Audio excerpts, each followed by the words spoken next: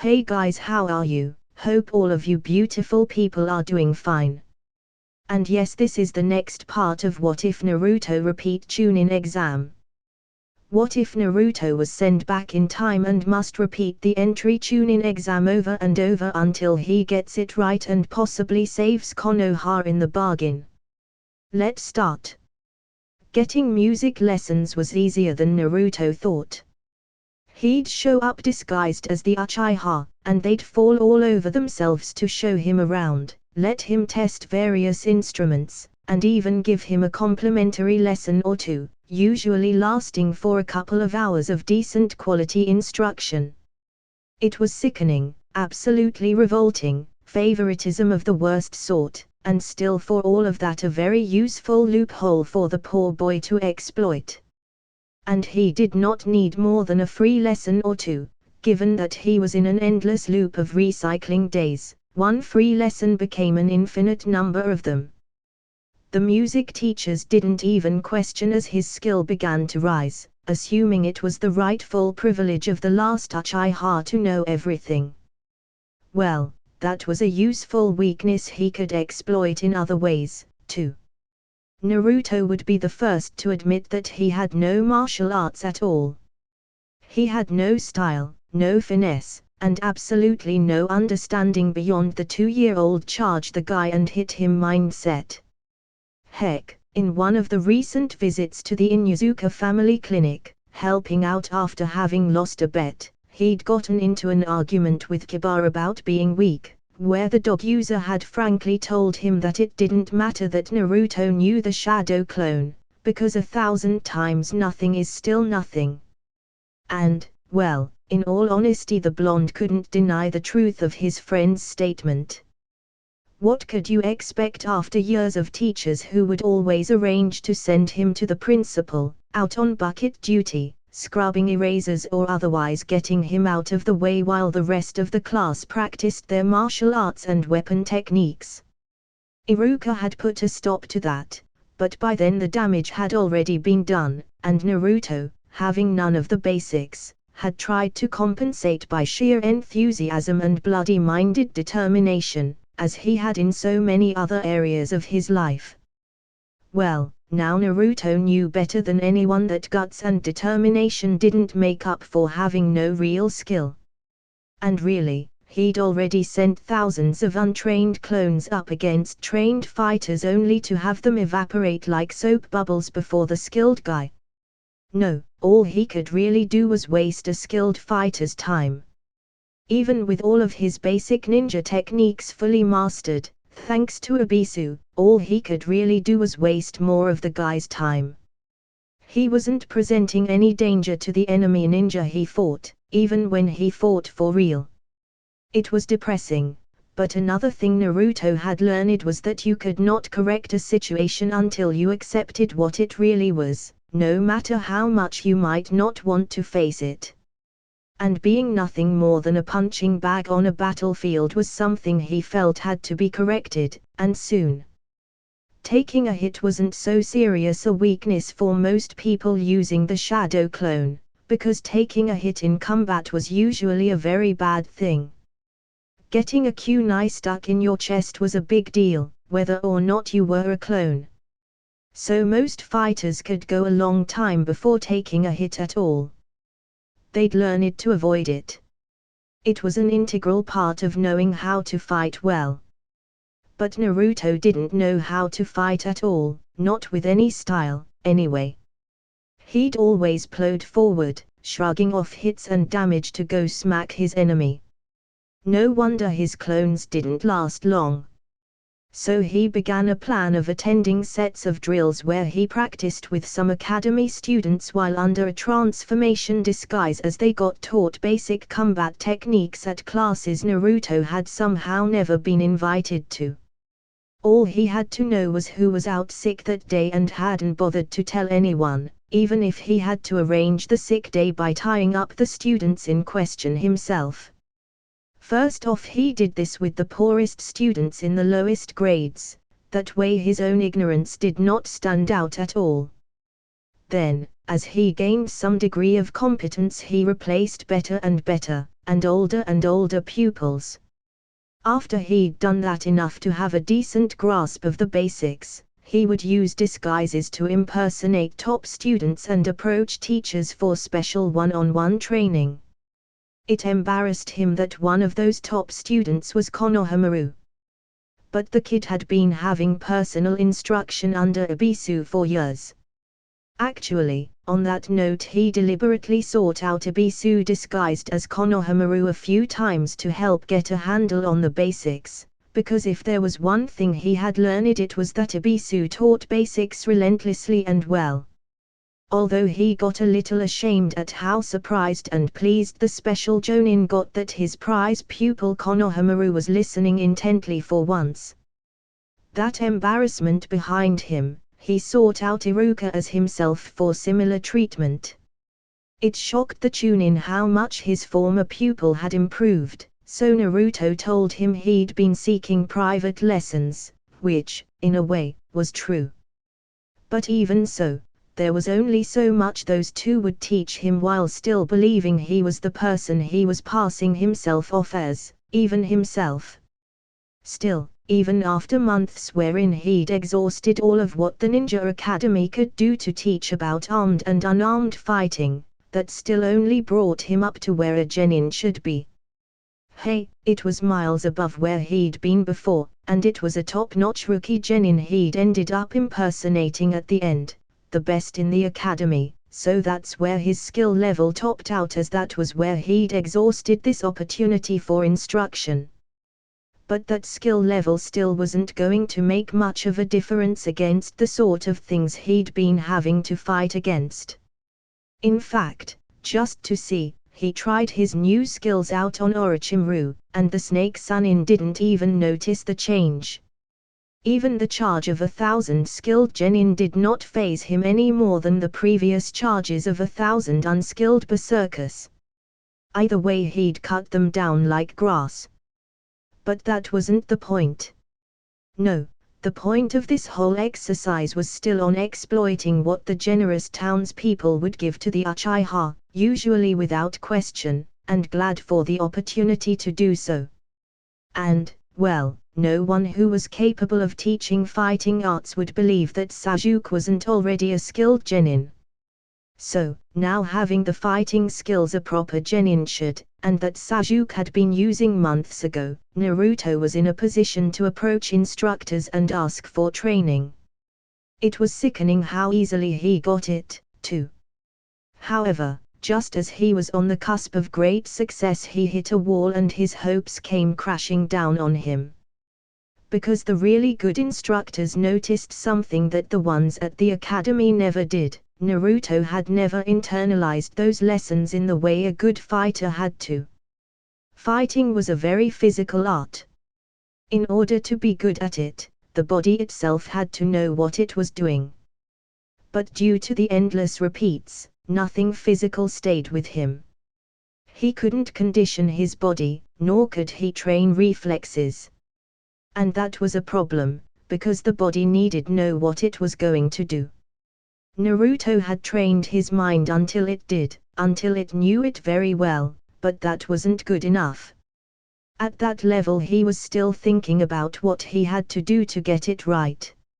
No, to be good at a physical skill like martial arts required the body itself to have conditioned reflexes so the mind didn't have to think about every step and motion along the way. You'd never get any real speed or free up the mind to think tactically until the complex motions of the actual forms, the stances, punches, blocks and so on, were automatic. The really good instructors wouldn't touch him until he had that, no matter whose face and form he wore, or how perfect the disguise was. They could tell the moment they started teaching him that he was missing that basic and essential element. And even the good ones who stuck with him after that discovery would think only of how to teach it to him. That meant practice, practice, practice, endlessly repeating the proper forms. Only, in Naruto's case, after a reset his muscles wouldn't recall a bit of it. He wasn't sore or tired, but his muscles wouldn't retain the benefit either. And sadly, without that, he was as good as he was going to get, at least as far as the fighting arts were concerned. He wasn't even half as good as he could have been at the same level of knowledge, if only he'd been able to practice in ways that could effectively train his body. In fact, one of those teachers told him straight out that he'd be twice as good as he was now, using only what he already knew, if only his body knew it all as well as his mind did.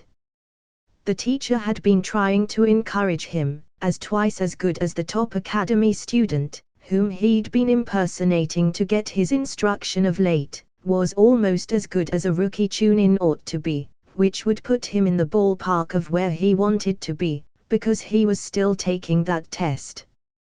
But instead of encourage him, it ended up having the opposite effect. Naruto had been basing so many hopes on his infinite ability to achieve, using repeats to improve and get better, overcoming all of his former problems and become a better ninja, that to run into a barrier he couldn't cross, on something so basic and fundamental to all of his goals, was difficult not to be shattered by. It was made especially bad by the fact that he'd always fancied himself a close combat ninja, one who'd go right in there and mix it up with an enemy, and his main strategy and primary technique all reflected this.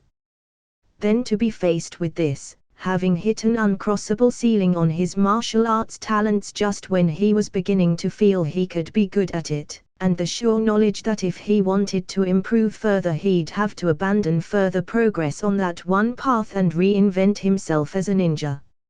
It was a crushing blow to his self-esteem, and merited a Hinata day or two back-to-back just to recover from the hurt of it.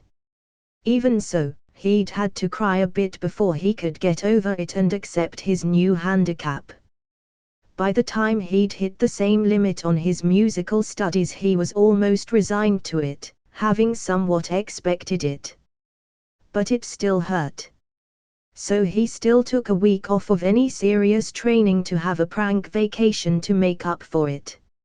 Luckily, he could still learn chakra techniques and ninja powers, as those didn't seem to be hurt by a lack of body memory. Naruto had real trouble reinventing himself. It was not that he couldn't think of other types of ninja, but that he'd always been aiming to be Hokage, and a Kage-level ninja couldn't afford any major weaknesses. Weaknesses like, having Genin-level martial arts. Still, he didn't give up hope that he could improve them eventually. It just wasn't going to happen during this time loop thingy. After that, he could go forward with his original plans to impersonate Sasuke to get people to teach him. He'd just have to be more careful not to get caught doing it, as he didn't want to be a Kage-level missing ninja. No, okay, that was sounding too risky. Maybe he could somehow arrange to find a person who was willing to teach him despite being a demon container.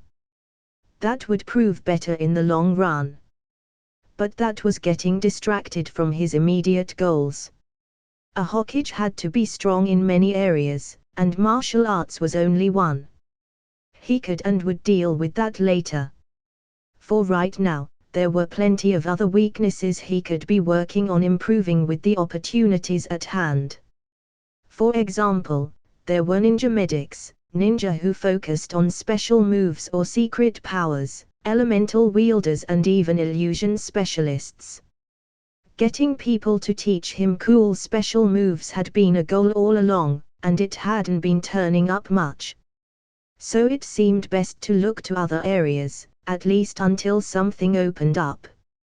Other than the basic clone technique, Naruto knew next to nothing about illusions, except what Ebisu had said about his transformation not having those same vulnerabilities.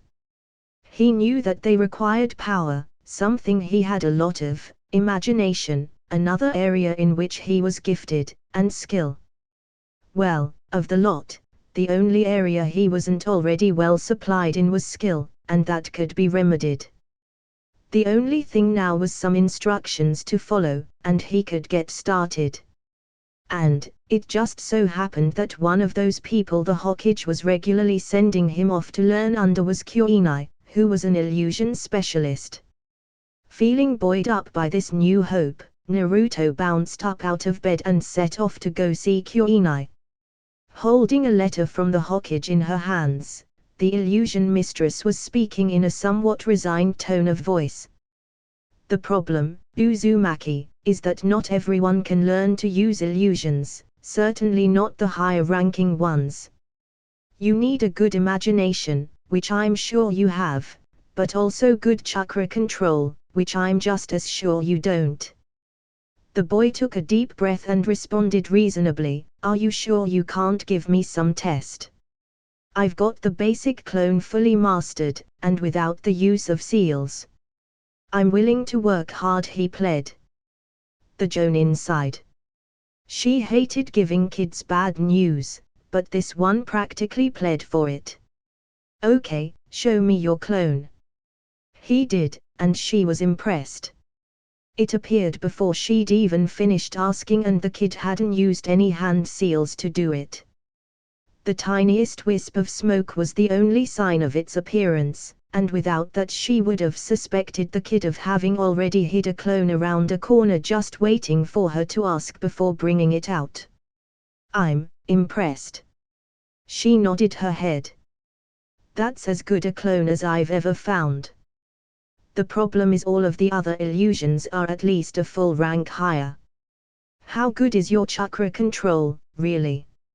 "Above average," he told her earnestly, leaving out the barely part of that Ebisu had tacked on when he'd told him his grade, because when he did tack it on she'd turn him down based on that. Of course, he'd been about as low on control as you could get before the whole time loop thing, and since she didn't know about the loops, but had heard about his abysmal control through the Jonin grapevine, she didn't believe what he'd said, thinking he was just trying to butter her up. "Show me," she told him straight out. "How?" he pled, and when she began to look at him askance he blurted, "The leaf floating exercise." "Sure. No problem. I can do wall and water walking too, if you want me to." Plainly doubtful, she motioned for him to continue, and so he took a fresh leaf out of his pouch before causing it to hover above his forehead, where he held it with only minor spins or wobbles. It was good, but not good enough. Kuinai was a little surprised. "You were right. You do have above average chakra control, if only barely." She didn't see him hide his wince as she stood up. "But when I said good control I meant it. Sorry, Uzumaki, but I really do need a student to have good control, or I'd just be wasting my time." "Waste 1 hour. Just 1 hour." He pled with her again, this time clasping his hands together and dropping to his knees, making the Jonin feel terrible about it as she shook her head and departed, leaving Naruto alone. The boy sighed, dropping his pose and feeling depressed. This conversation had been the product of numerous repeats where he'd been trying to convince her and learning how to play her reactions to gain the best of all possible chances. Not even showing her his unique transformation helped, as she was able to pick it out as not an illusion right off the bat, and she was only going to qualify him based on illusions, or better chakra control than he had. He'd asked for less time before, but the illusion mistress had said she couldn't give a complete lesson in less than an hour. So, maybe illusions would have to wait a while. There were also, he reflected, seals. And one of the greatest known masters of that specialty was in Konoha right now, peeping on bathhouses. But since Jiraiya would not teach him anything else, he doubted he'd teach him that. Sigh. Back to Ebisu for more chakra control, he figured. Since it was still early in the day, and he'd passed the written test, the only times he got a note to see Hinata's teacher from the Hokage were when he'd passed the written test. It would be another 2-day wait before he could see the special Jonin again if he went by the ordinary schedule. Not wanting to delay that long, Naruto forged a note to Ebisu from the Hokage. He'd seen it often enough to be able to copy it with his eyes closed. It would get caught later, not having any of the proper security seals, but it could have non-functional copies written on, and by the time they caught it he'd have already reset anyway. Naruto had been meeting with Ebisu far less often of late. It wasn't that he didn't want to know what the special Jonin had to teach him, but that most of the things he taught were ones he'd learned already. The same pointers and exercises to perfect one technique were often the same ones he'd taught him to perfect another. So, really, he didn't have to visit him as often to get the same value. What Naruto would do was practice on his own during normal hours of his daily schedule while busy doing other things, checking in periodically with the teaching specialist to make sure he was on the right path. But really, he'd gotten good enough at teaching himself that only rarely did the special Jonin have something to say that contradicted what he'd already been doing. So, it saved time and was less frustrating to go through the exercises and drills and stuff for perfecting his techniques on his own. Still, it was an old and tired routine even so, showing up and going through the motions of the tests Ebisu gave him, turning this way, then that, lifting one leg, and assuming martial arts stances, which were now substantially improved over what he'd originally done, but that only served to remind him of that barrier he couldn't cross, and irritate him further. Very well, tell me what techniques you already know. Naruto sighed, beginning again the litany. My basic 3 are fully mastered, sealless and almost traceless. Body flicker likewise. I also know the shadow clone, and 2 unique distraction techniques of my own devising, but you already know about those, the boy finished with a knowing grin. Ebisu coughed and adjusted his glasses, attempting to master a slight blush. Yes, well. Naruto smiled. That jibe was intentional, and had often saved him from an hour of tests as his teacher made him prove those claims. It also saved him from having to reveal his transformation was an S-rank solid variant rather than the usual illusionary one. Apparently deciding something, the teacher casually pulled a scroll out of his pouch and tossed it to him. Here, that is a treatise on basic elemental tips and chakra control exercises. Why don't you practice that for a while? As the special Jonin walked off, leaving him, Naruto's face was screwed up in agony and his fists were clenched tightly over the scroll. You mean this guy had that with him the entire time? It was all he could do not to follow after Ebisu and hit the guy. Mastering his ire, the boy sat down to memorize that scroll, not just read it, but completely commit the contents to memory so he didn't have to do the whole routine with Ebisu to see it again. His memory had been substantially improved by his time stuck in all of these repeating days, and it had gotten better faster once he'd unlocked some of his mental power after he'd begun to really read. But, bless the library, there had been a few books in there on enhancing memory. It was a shinobi village, after all, and they often had need to remember things without writing them down. So he put himself to work memorizing that scroll, and would call himself done only once he could copy it out by hand from memory. After that, he'd start to work on those things it described. He fell asleep in the forest while still studying that scroll. For the second time in his life, Naruto opened his eyes to a person bending over him, after having slept all night in a forest, exhausted from too much training. Hi, you know it isn't safe to be out here all night. There are bears and things in these forests. Groaning, Naruto sat up, looking at who'd addressed him. Tenten, right? On the same team as Neji and Rock Lee. The girl was surprised. Yeah. How'd you know? I make a point of learning about those around me, particularly those who might be stronger than me. It's a good ninja strategy. He waved airily. The girl laughed, tilting her head to say, sorry, but you don't look like a very good ninja, with that grass and leaves in your hair. Tactfully, she didn't state that his reputation as a dead last was well known around the village, spread by people crowing in delight over how weak he was. That's okay, he knew it too. I thought the point of being a ninja was deception. The boy shot back with a wide, friendly grin, running fingers through his hair to get the leaves out.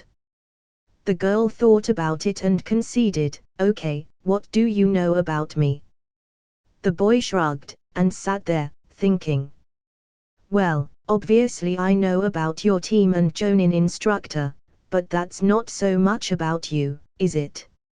You hang out with Neji a lot and train alongside him because neither of you want to train at the pace that Lee or your instructor set.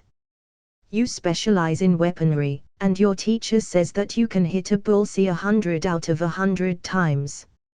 Most of your weapons you summon from scrolls you carry with you, and your most powerful technique is your rising twin dragons, where you jump up high summoning dozens of weapons out of 2 scrolls which you throw in a really fast barrage at your target. By now the female genin was surprised.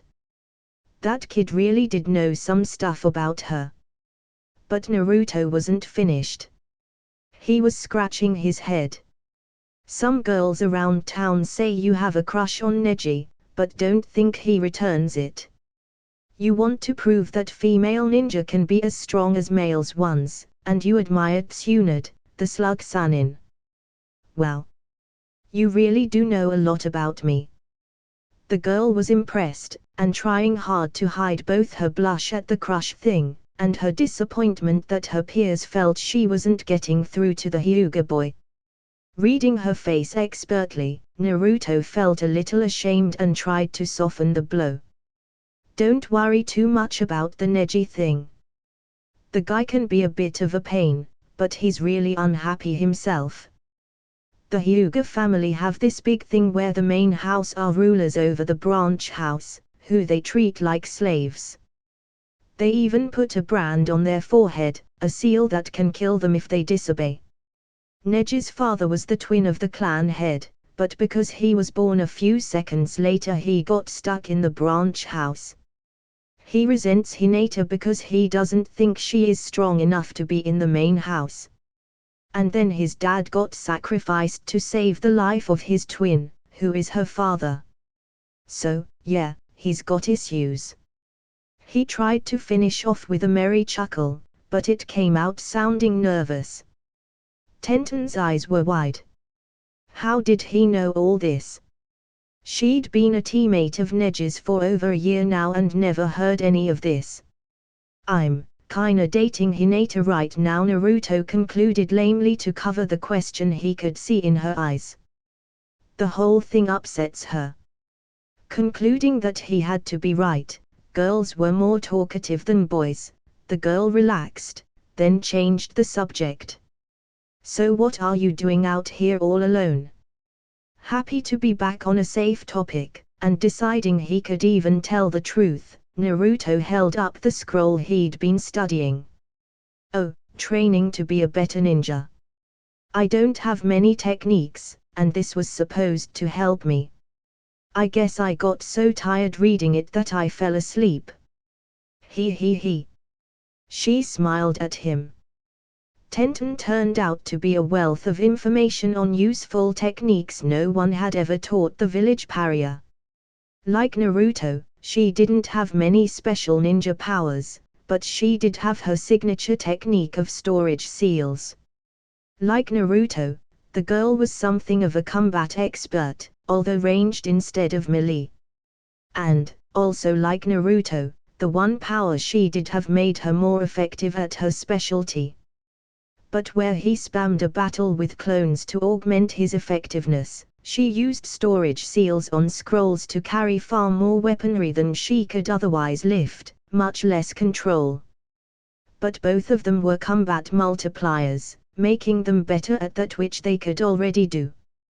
He threw more punches, and she threw more weapons thanks to their signature techniques. And yet, it was one of those sorts of situations where each one could add to the other. Hey, Tenten. How about we teach each other our moves? You mean, I'll show you mine if you'll show me yours, she giggled. Something like that. He looked away, embarrassed. It just struck me, you know. How my technique and yours could add to each other, cause a shadow clone can throw loads of weapons, too. So, in a way, we'd both get the best out of each of them if we added our techniques together. Yeah, that makes sense, she agreed. Great. He agreed, then with a bamf of smoke after forming a hand seal, a clone of him appeared and started to write. I'll have him write down the shadow clone technique so you can study it at your leisure. Now you go. Oki, the girl blinked. I guess that works. The boy shrugged. Well, it took me a couple of hours to learn shadow clone and they tell me I'm exceptionally fast, that most take weeks. I'll be glad to help you study it later, but I think you'll need some time to look it over. Okay. She chirruped far more happily. So let's get started. Do you have a blank scroll on you? We can use the backside of this one. It's blank. He held up Ibisu's scroll. That works. She laughed, and they got started. Naruto had always had an exceptionally fast learning curve once someone actually taught him something, and Tenten was a good teacher. Soon he had the basics mastered, he didn't even need a repeat to get that far. In fact, they hadn't used up all of their morning before the test started. And that raised his ninja techniques from 5 to 6, although seals were in a special category that people didn't often list when they counted special moves. Still, that didn't make him any less glad to have it. And the way Tenten explained it, storage seals were massively useful, too. You could carry camping gear and supplies on long missions, spares for your normal equipment, like clean clothes, and even hot food, all without weighing yourself down or losing speed. It made most of the worst aspects of being on long assignments almost not difficult at all. It was, in its own way, just as helpful as being able to create a million copies of yourself. One of those force multiplier thingies. Only, since they each gave benefit a different way, the bonuses stacked. And, in a little less than an hour, Naruto was doing well enough at it to get by. Now that he knew the difference between a crude performance and a refined technique, he wouldn't call himself an expert at storage seals, and Tenten most certainly was. But she taught him well enough to get by on. Reading together and discussing the shadow clone scroll he'd made for her took another 10 minutes, before she agreed she wasn't ready to try that just yet, as it did sound pretty difficult. However, they still had a great deal of time in what she'd allotted for her morning training schedule, so he joined her for that and started learning how to throw weapons effectively. They covered only a tiny bit of that at the academy, just enough to get you started, really. Also, they stuck primarily with the kunai, that all-purpose ninja tool, apparently thinking that anyone who wanted to know more could learn on their own. Tenten had. That girl could throw anything, even things that ordinarily could not be employed effectively as thrown weapons, like sickles and long swords. She taught him a lot, cheerful all the while, but Naruto had a long way to go before he'd be anywhere near as good, and probably never could be quite as good given the muscle memory limits he had to work under. Still, he could get somewhere in that skill, and he intended to. Even if he could only have the basics, that was still going to be useful.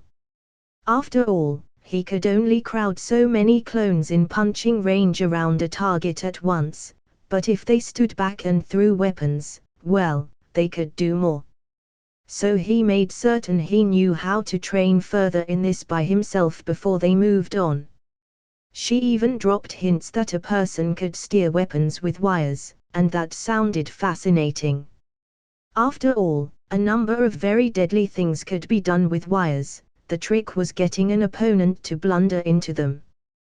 But if the wires delivered themselves, attached to weapons, double bonus. He'd have to learn more about that. In fact, he'd just found a new specialty he wanted to study. And, what's more, she seemed eager to teach him, almost surprised that anyone would value her skill enough to want to learn it. That any girl so talented could have confidence problems amazed him, but no longer surprised him. Look at Hinata. Loveliest, nicest girl in their class, and all but ignored by all and sundry. He wished he could say he wasn't equally to blame for that. "Hey, Naruto?" Tenten asked as they were walking away after training. "Yeah." He turned his attention to the girl he was rapidly becoming fond of. So few had treated him decently, let alone shared their techniques with him so readily, that he knew he would be spending a great deal of time with her in the future. Pity that she wouldn't remember it. "That seal thing the Hyuga put on the branch house members?" she asked. "When one of them gets married, do they put it on their wives?" "I dunno," the boy answered honestly. "They might, but I'd have to find out to know for sure." "Could you? It's kinda important to me." "Sure. I know they put it on little kids, though. I think Neji got his when he was about 4 or 6, or so." Tenten scowled at the thought of anyone doing that to children. No way was someone going to enslave her kids. But, darn it. If Neji was a slave, then Neji couldn't stop them from doing that to his kids. Which meant, if she didn't want it to happen to her kids, she couldn't marry Neji. Tenten sighed, giving up on that dream. And it hurt, too. Then she perked up. "Say, want to come back to my place? You've got to get something to eat before we go to that training area 44 thing later today, and I feel I owe you one for all of this information." "Sure." He agreed, then sobered instantly on thinking about the test. "Oh, and Tenten. About our test. It's a week-long survival mission inside a forest where all of the genin are trying to kill each other. Each team starts with one half of the mission requirement, and you have to get the other from some other team. No holds barred. There's going to be a lot of death. At least half of those who enter are going to fail, and most who fail will probably die." Her face hardened. That was hard tactical data, priceless in ninja terms. "Thanks, Naruto. But there's more," he cautioned. "The teams from Sand and Sound are particularly deadly. Both have attacks you've never seen before. The Sound guys you could probably take if your whole team hit them hard and fast, but they are no ordinary genin. The Sand team." He shuddered. "They'll kill you. I've seen Gaara, the lead on the Sand team, fight, and he could take down Lee even if he'd opened all the celestial gates he could. He's no genin, unleashed at full power he's closer to Kage rank. Not even Neji would stand a chance." By now the girl was done being surprised that he had such information on her team. It seemed like he was right, he had been disguising his skill and secretly gathering information. So she was all ninja as she asked, "What does he do?" "He animates sand." "I know it doesn't sound like much, but he can move a few tons of that stuff like it was a part of him, reaching and grabbing, crushing and killing. If it touches you, it's over. It also forms a shield around him. Your weapons would be useless." Not even Lee's best punches could penetrate all of the way. And the girl on that team is also bad news for you. She's a wind mistress, and has ability to knock flying things out of the air, things like thrown weapons. She'd be able to shut down even your rising twin dragons. If you do have to fight her, do it some other way than by throwing things. She nodded, absorbing the tactical brief and analyzing it already. And the third? Kankuro, he responded. A puppet user. Basic strategy is to hide and let his puppet do all of the fighting. He'd be much less of a threat if you could tell which was him and which was his puppet, but he's expert at making that hard.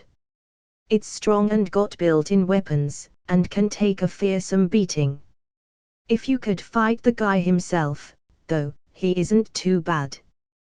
Best bet would be to strike him hard by surprise, before he deploys it.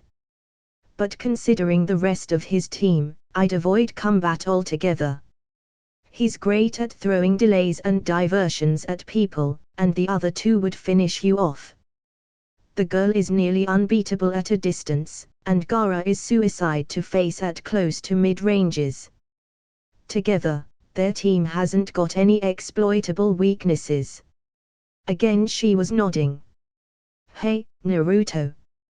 Do you mind if I just drop you by at my place while I get some errands done? You can wash up, and I'll be back to get you that breakfast I promised. I just have some things to do first. Sure. No problem. He chirruped gladly. They both knew she'd be running off to give her team his warnings. What he didn't know was that she had a keen enough memory to repeat it word for word, even complete with tonal inflection. She'd trained to be in infiltration once, briefly, before they'd told her that female infiltrators usually had to sleep with their marks. But one of the skills of an infiltrator was to know memory tricks like that, and she'd gotten them. Naruto wasn't the only one to use those memory techniques taught by books in the library. It was a shinobi village, and they had many who had an interest in remembering things without writing them down. Of course, in the perverse way of things, she would tell her team and Lee would go tell Sakura, who'd tell Sasuke, but only after asking Ino if she had heard, and Ino would tell her team, while Neji would feel obliged to inform the main house, who'd instruct Hinata, who'd tell her team, and so the rumors would spread like wildfire through Konoha practically word for word, until at the meeting outside the Forest of Death every Konoha genin, and some few from other villages who'd kept an ear to the ground, was outfitted for a long stay in wilderness terrain, carrying extra weapons and in some cases armor. Many would be carrying a written form of Naruto's warning that someone had copied onto paper and distributed, some even falling into other hands. There was also a wide gap around the Sound and Sand teams, with people eyeing the Sand trio with respectful hostility out of the corners of their eyes. Those few who didn't already know what was up noticed and asked, so got whispered to, and the circle around the Sand team grew wider. Some specifics hadn't made the rounds. So rather than Gaara could take down Lee even if he'd opened all the celestial gates, it was transmitted as he could take down a Jonin, easily, while the Neji part was simply dropped. Still, it was an effective message, and people were already plotting out evasion strategies. They were ninja. If something was too tough to fight, you went around it just like any other obstacle to your mission. I've got to find Gaara. I must grow by defeating strong opponents. You know his powers are all based on a bloodline, don't you? Naruto asked, disturbed by this change. There's nothing there you could copy. I've seen him, he just stands there while his sand moves and kills people. You've seen him? Sakura asked, disbelieving. Naruto shrugged. It was like Haku and his ice mirrors, only 1,000 times worse. That Gaara guy gets off on killing. From what I've heard, even his own village is terrified of him, and that includes his siblings, who make up his team. That guy likes killing the same way you like Sasuke. It defines his whole being. Our Hokage might not even be able to take that guy down. Really? Sakura, at least, was frightened. Sasuke was not. I've read the reports, and don't believe them. He's just a genin. With my Sharingan I could destroy him. Naruto blew out a long sigh, rolling his eyes. It's your funeral. Finding Gaara's team was easy. If Naruto hadn't already had transformed clones following all of the teams in, he would have now. The one following the grass genin, the ones Orochimaru and his cronies had replaced, died as usual, but in the ongoing effort to track him, there was always another placed just where the last one had lost him. There had to be something the Chunin could sense about them, because he never failed to notice one of his clones for long. And he'd change course in order to evade the M-placed ones. He was, Naruto reflected, a master at this. An evil, sadistic and sick-looking bastard, but also a master ninja. Still, of all of the things Gaara was, hyper-aware of his surroundings he was not. The Sun team wasn't even particularly on their guard, waltzing in like a pack of lions at a sheep festival. They had good reason to, the comparison was an apt one. No team Naruto was aware of, well, except the Chunin, but he didn't count, could present a credible threat to them. What was unusual was that this time around the other teams seemed to be aware of that, and were departing from their usual schedules to avoid the Sun team whenever and wherever they made contact. This was starting to frustrate Gaara to no end. He wanted death and blood, and by gum he was going to get it. Fortunately for the homicidal insomniac and his two increasingly nervous siblings, who'd begun to fear, and rightfully so, that Gaara might turn on them just to sate a bit of his bloodthirst, Sasuke was enough of a egomaniac loon that he actually thought he could beat them, despite all of the testimony to the contrary. No, to Sasuke's mind there was no other form of life half as good as an Uchiha. So, being naturally superior to all other creatures out there, he was going to take down their best and impress them all. Just to show them.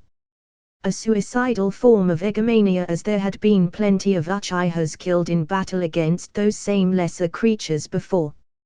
After all, there had been a whole clan of them at one point, and never had one of them been Hokage, or called the best ninja of the village. The Sharingan had weaknesses, not the least of which seemed to be the habit of those who had it to overestimate themselves. Sasuke himself had been so paralyzed from killer intent alone by his abuser that he'd been ready to commit suicide on the spot until Kakashi reassured him. But that didn't stop his arrogance now. It was as if he could no longer even recall that event. And what made matters worse, Sasuke's feelings of innate superiority and invincibility were only exceeded by Sakura's feelings on the same subject, namely, that her crush was superior to all other creatures and invincible. Between the two of them they created a very dangerous delusion, that led very quickly to Team 7 standing on one side of a clearing, with the Sun siblings on the other. And Gaara hadn't killed anything all day. He was feeling overdue. His tone was very low and level, a danger sign to all who knew him, when the container for the one-tailed beast said, "You are here to validate my existence." Naruto rolled his eyes when Sasuke walked forward to pose and brag, "I am Sasuke Uchiha. I care nothing for your existence."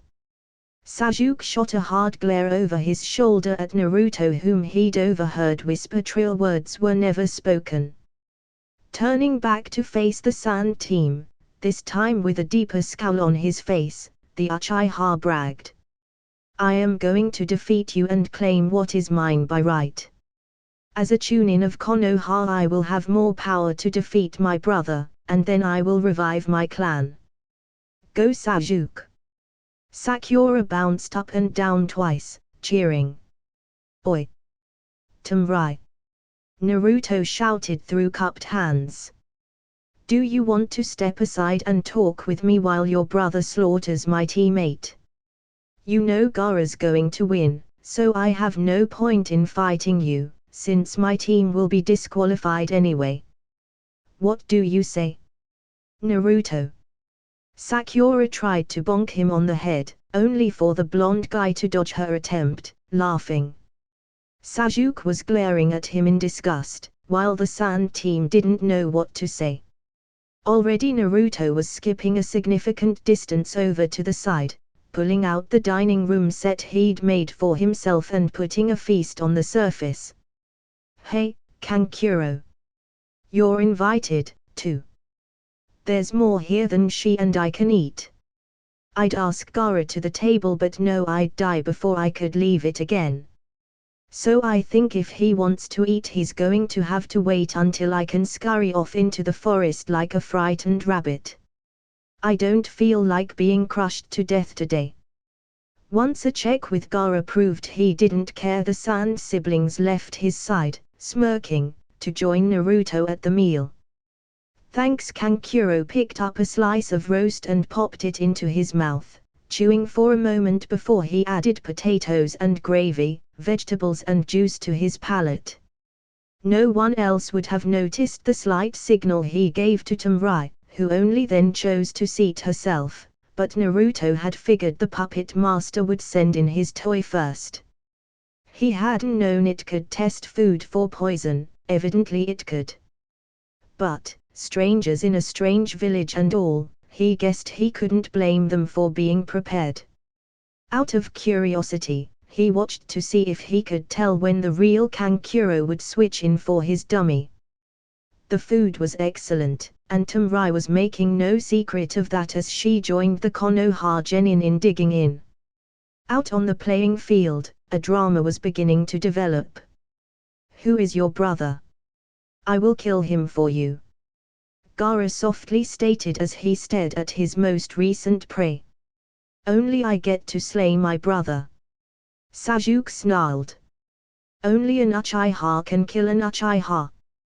Go Sasuke! Sakura pumped a fist. So, what kind of craftsmen do you guys have in Sand?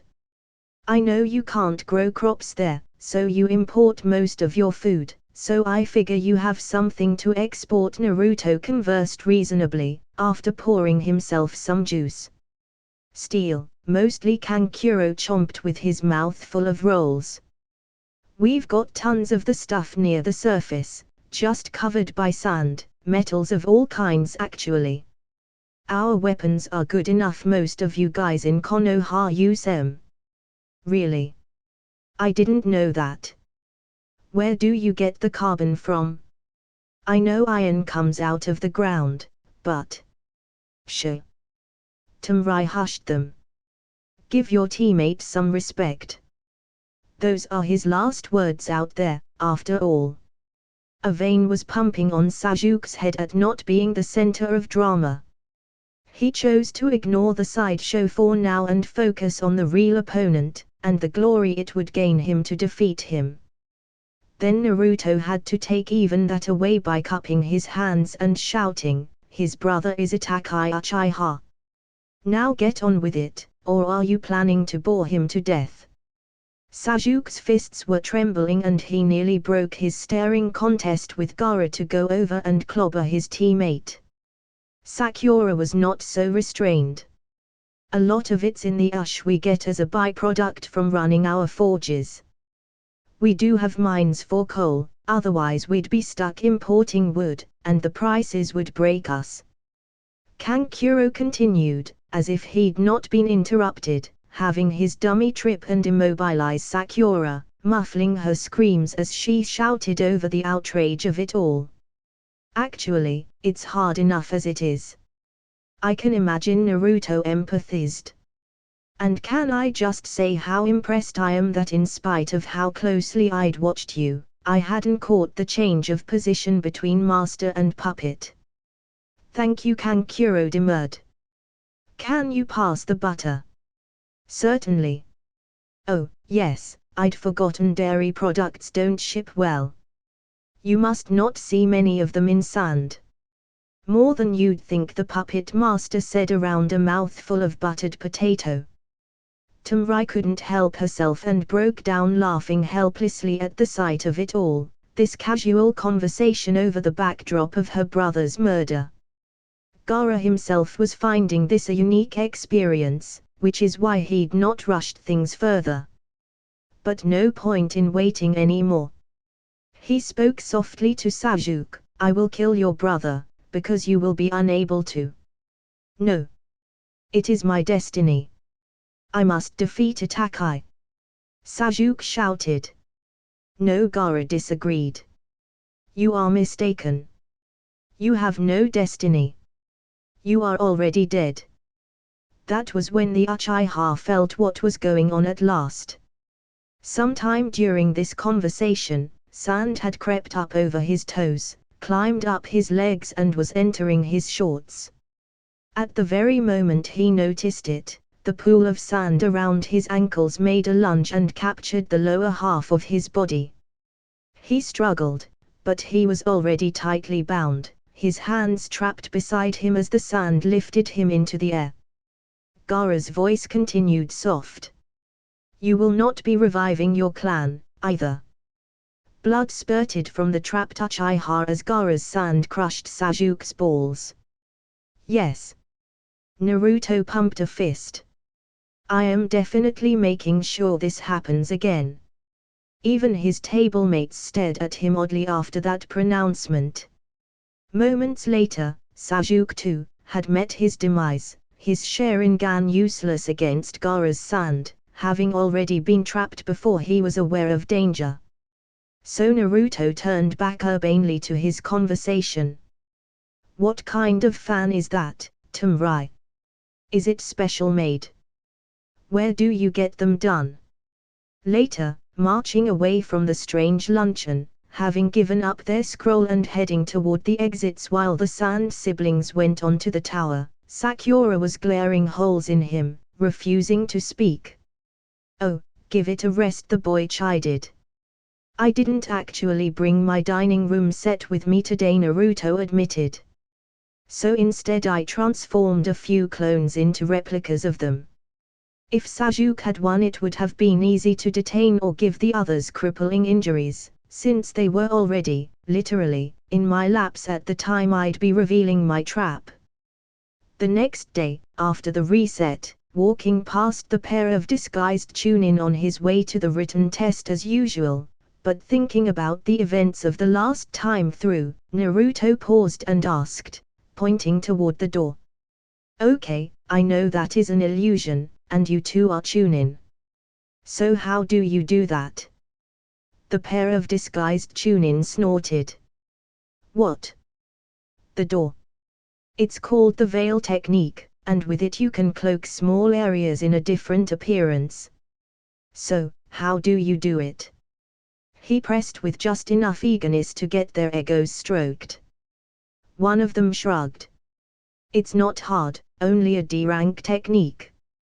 Mostly you just take a standard transformation and project it outward. You have to stay nearby or it falls to pieces, and it costs more chakra to keep active. But it can be useful to fool clueless goons, like most of you hopefuls. And the hand seals. Here one of them showed him. Now get out of the way and don't clue in anyone else. We have a job to do, weeding out the unfit.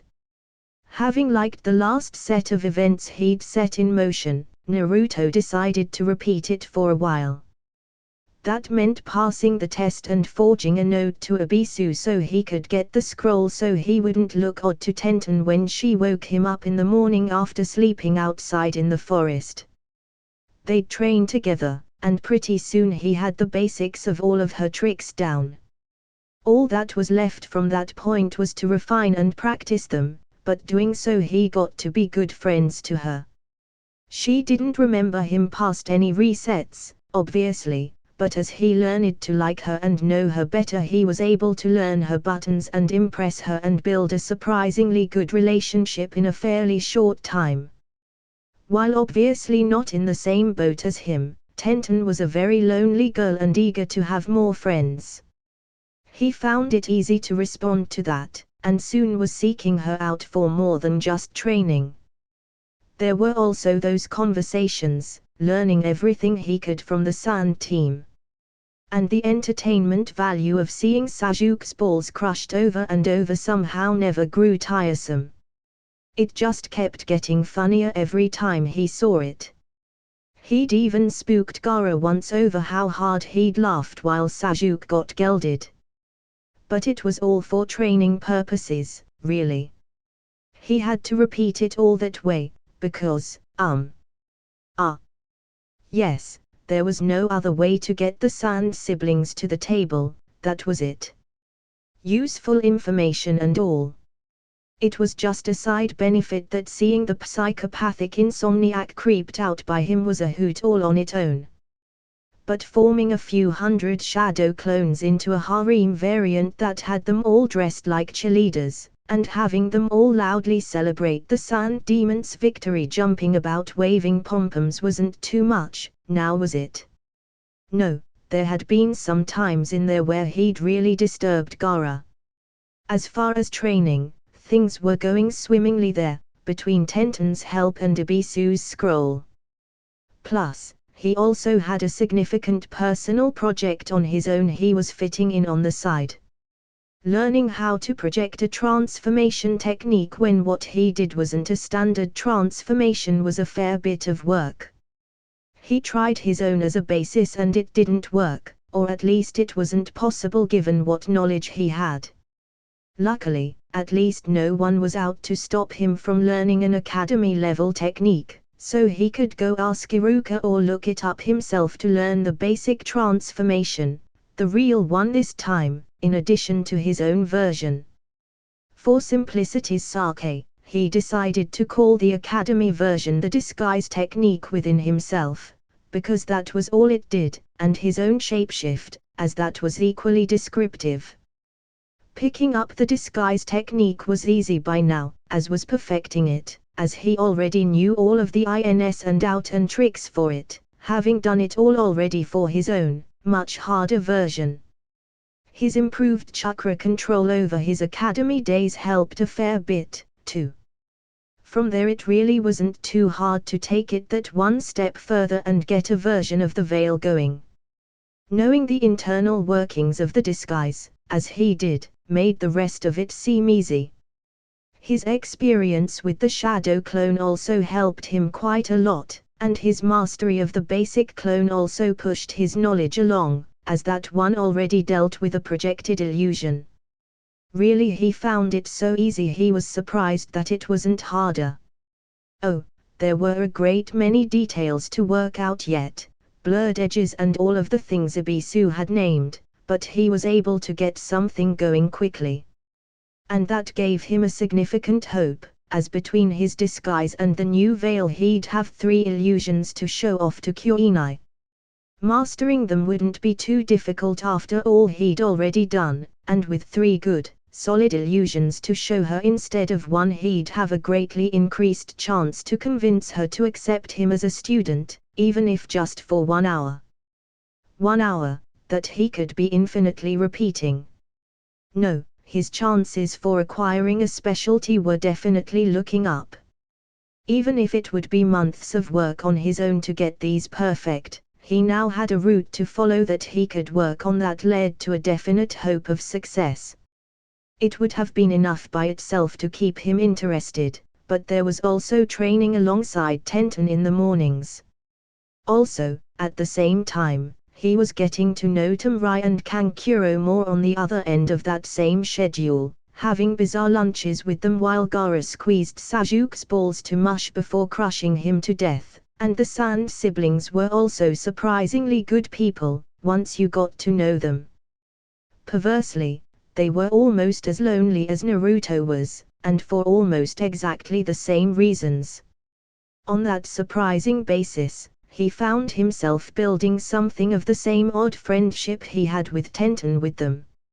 Naruto learned to love Kankuro's sense of humor, and found flirting with Temrai so fun that once he delayed and delayed at the table until before he knew it Gaara was sitting there with them.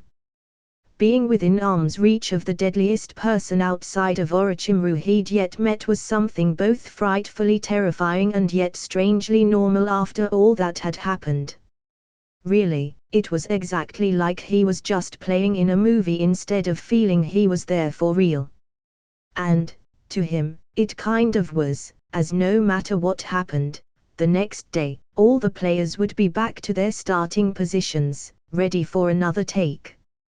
Plus, he got a good amount of valuable information out of the Sand siblings, who were, admittedly, amused by his attitude towards his teammate's death. So he might as well have some fun with it when he could. Although it was creepy when Gaara whispered across the table to him, "Are you here to validate my existence?" Then the blonde from Konoha found a new depth of bravery he hadn't suspected in himself and reached across the table, offering his hand to the red-haired boy. When the short psychopath didn't seem to know what to do with it, the Konoha genin offered him a grin as well. "Here, take my hand." Strangely, Gaara did so, placing his own in the proffered grasp. The demon container from Sand had no fear, as he knew next to nothing could hurt him. The Sand shield that protected him was automatic, and even if it were not, he had his Sand armor on. No, this clasping of hands was akin to a mouse asking a serpent to open wide. It gave every advantage to Gaara at no danger to him. Naruto clasped his hand around the other and smiled, saying, "Gaara, I don't need to die to validate your existence. I can do so as your friend, instead, and I acknowledge you. You are important to me. You are significant, and you can make the world a better place for everyone if you choose to do so." Gaara continued to stare at him for a very long time, before releasing his hand and not killing him. His siblings were shocked speechless, to say the least. Kankuro dropped a fork since he was so stunned he'd forgotten to hold onto it. Gaara didn't let Naruto leave his side for the rest of that reset. The next step, Naruto thought, was to find some way of doing that before Gaara killed Sasuke. If he could do that, then they could advance through the test and possibly he could discover something about getting out of this loop. Of course, that was made more difficult by Sasuke picking fights with Gaara and interrupting his plans to befriend him before anyone died. Naruto was so preoccupied by his thoughts of how to discuss things with Gaara before Sasuke died that he forgot the next time to pass on his warning about the test to Tenten, which meant that news did not spread, and Sasuke did not hear it. Naruto tried to tell him directly, only to not be believed. So, there they were, getting attacked by Orochimaru as usual when it just got too much to handle, coming as an interruption to all his other plans, as it had. "Oh, I give up. Just bite the bastard and be done with it. I'm tired of this." Naruto folded his arms, sat down, and pouted. "QQQQ." Orochimaru laughed, before deciding, "Thank you, I believe I will. But aren't you in the least bit worried about my killing your team?" Why should I be?" Naruto started to pick his nose. "They're all useless. Look at little Miss Trembling over there. As near as I can recall, she's never hit anyone in anger except for me, and she does that for me trying to be nice to her. All she does in a fight is stand there and tremble, waiting for her hero to come make it all better, then afterwards she's all proud and boasting as if she'd won the whole thing herself." Sakura's jaw had dropped open and she stared at Naruto, too shocked to tremble anymore. Shocked, and a little bit afraid. Naruto's loyalty had been the one thing she could always count on in her life, and now he was giving her up to die. Suddenly she felt very small and vulnerable. And that useless waste of flesh you're facing. Naruto pulled out his finger and wiped it on the branch. He's as pathetic as they come. Every hour of every day since I met him he's spent feeling sorry for himself, and of course all of the girls our age are stupid enough to think that's cute. Everyone gives him anything he asks for and treats him as some kind of hero thanks to the family he was born in, but he's never done anything himself. As soon as he gets faced with anything the least bit hard he gives up, just like now when he was trying to give the scroll to you. Oh. QQQQ, interesting. The snake Chunin looked back to the boy who had been approaching him to surrender their team's scroll. The blonde genin snorted. He's pathetic. If something isn't given to him for free by being a stupid Uchiha he doesn't want it, and then he has to go treat everyone else like garbage because he can. He's the Uchiha. Pathetic. Here we are in a fight for our lives, you're about to kill us all, and what does he do? He's playing sorry for himself again. Heck, he's every bit as wimpy as his fangirl over there. But they are both so stupid they call me dead last when it's always me who's pulling them out of these things. But when I do they both instantly claim credit for themselves, as if it was their worthless behavior, standing there waiting for someone to rescue them, that somehow saved the day.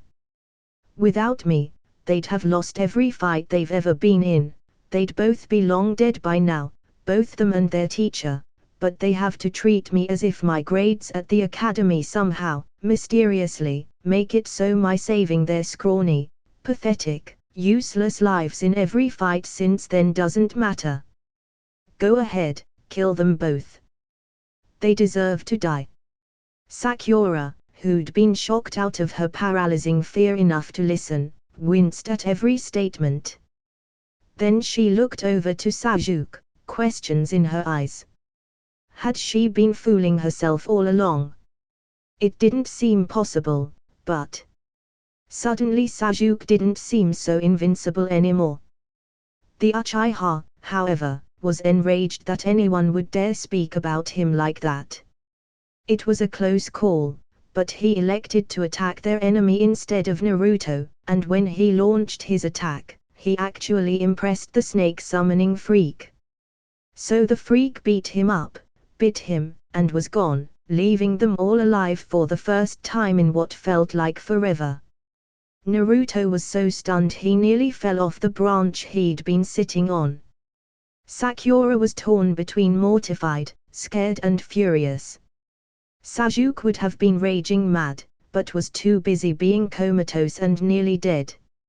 Sakura didn't attack Naruto for only two reasons: dealing with her crush was a higher priority, and she was now scared of him. Naruto was still blinking.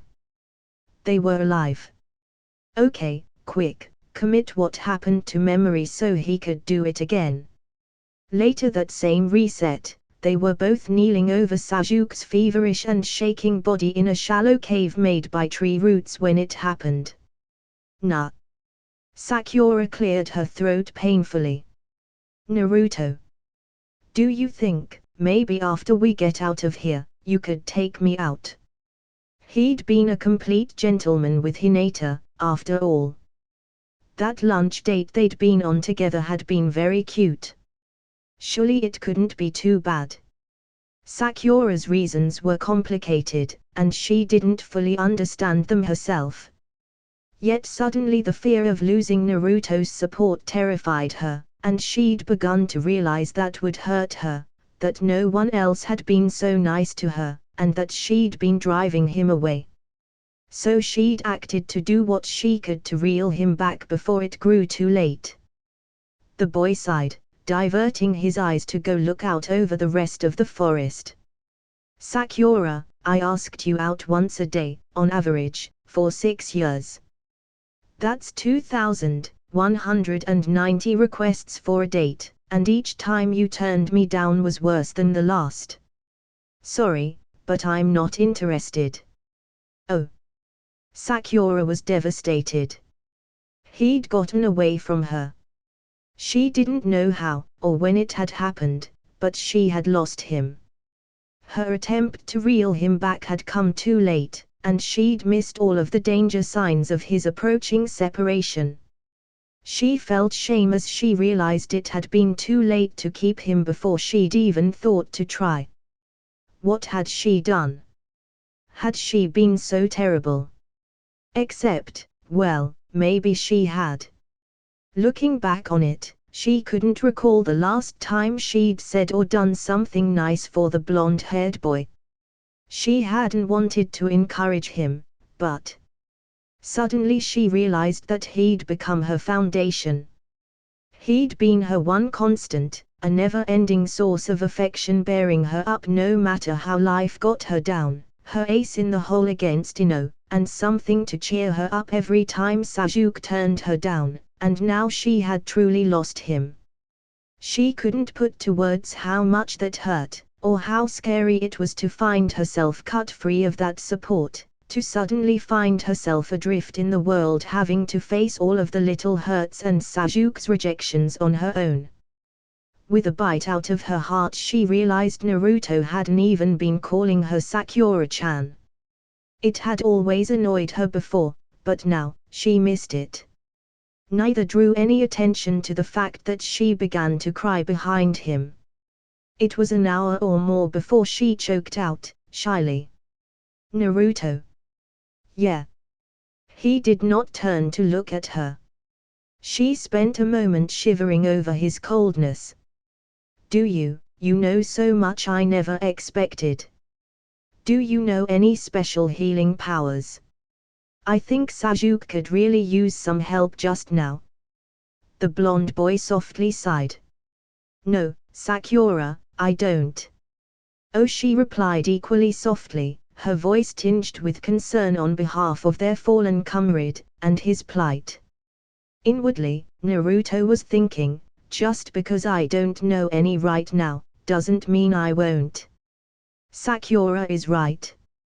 Healing my own wounds real fast isn't an excuse not to have any medical skills, because people around me can get injured. I've been careless, not studying those before. Well, it won't happen again. Before we come to this place again I'll be a medic. Maybe even good enough I can save Sakura from choking on her blood if that happens again." Sakura was so wrapped up in her own misery she did not take as good a care of Sasuke as she might have, and he died, the cursed seal having overcome his frail vitality without that tiny extra edge.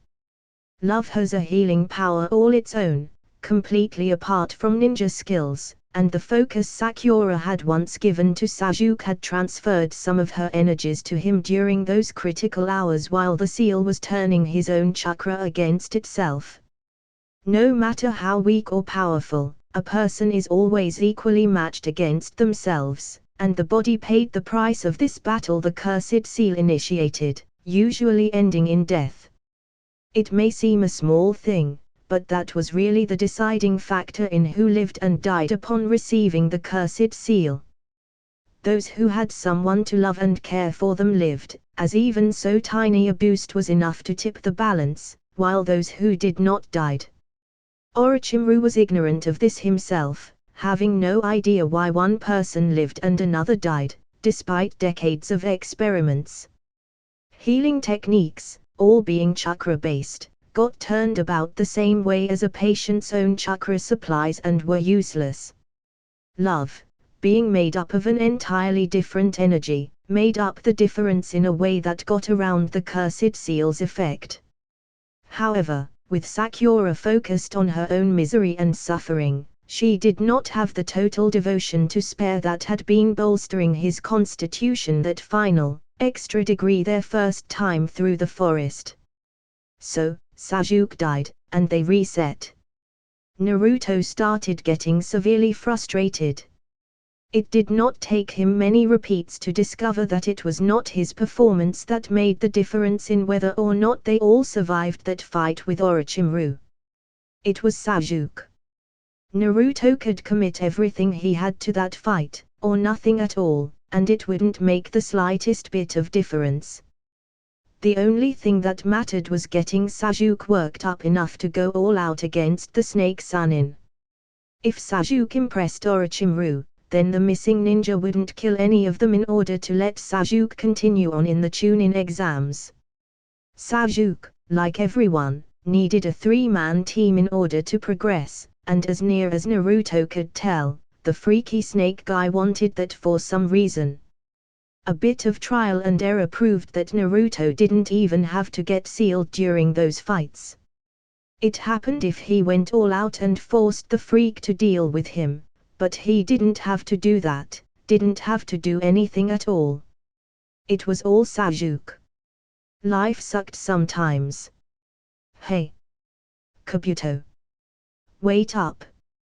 The named Genin and his team turned around to face the Uzumaki boy, who came running up to catch them, through the crowd leaving after the written test. Hey, the boy called out once he got closer. Kabuto, I need to be a medic ninja. Do you know how I should get started? You. Be a medic ninja. I'm afraid that's not really possible, Naruto. You'd need perfect chakra control, among other things. Kabuto laughed, but not with any real malice. Not about to be deterred, Naruto pressed on. What about that regeneration technique you do that I heard about? How do you do that? Still laughing, the silver-haired one shook his head. You know, if I felt there was any chance of you being able to use it, I'd never tell you. But just to show you how impossible it would be, let me show you how it works. Then you can try it yourself, and see how far away you are from doing this, and maybe pick a more reasonable specialty for your talents. Hey, Kabuto. Wait up. The named Genin and his team turned around to face the Uzumaki boy, who came running up to catch them, through the crowd leaving after the written test. Hey, the boy called out once he got closer. Kabuto, your dad is the chief of Konoha's medical squad, isn't he? I was wondering if you could introduce me. I was hoping to pick up some basic stuff to do in an emergency. My team hasn't got a medic on it, and that lady who is to give us the next test scares me. I've heard of her reputation. Kabuto smiled. It's no problem, Naruto. Why don't I show you some myself? We've got time before we prepare for the next stage of the exam. Hey, Kabuto. Wait up. The boy called out once he got closer. Your dad is the chief of Konoha's medical squad, isn't he? I was wondering if you could introduce me. I was hoping for some tips and pointers. I know a little, but my team hasn't got a real medic on it, and that lady who is to give us the next test scares me. I've heard of her reputation. Kabuto smiled. It's no problem, Naruto. Why don't I show you some myself? We've got time before we prepare for the next stage of the exam. Hey, Kabuto. I've been reading some books on how to be a medic ninja, but I don't feel up to a real challenge yet, and I've heard some rumors about the next stage of our test tomorrow. I'm worried that I might not be able to do enough for my team if anyone gets injured. So, do you think you could point me towards some resources? Kabuto smiled. I could help you myself. Hey, Kabuto. I've been hearing rumors of the next stage of this test, and I've got to say I'm concerned. I'm the only medic my team has got, but I'm only half trained and my medical techniques stink. I was wondering if you knew someone who could help me. Kabuto straightened his glasses. That's very surprising, Naruto. I hadn't heard you had any medical experience at all. But I'll be glad to help you.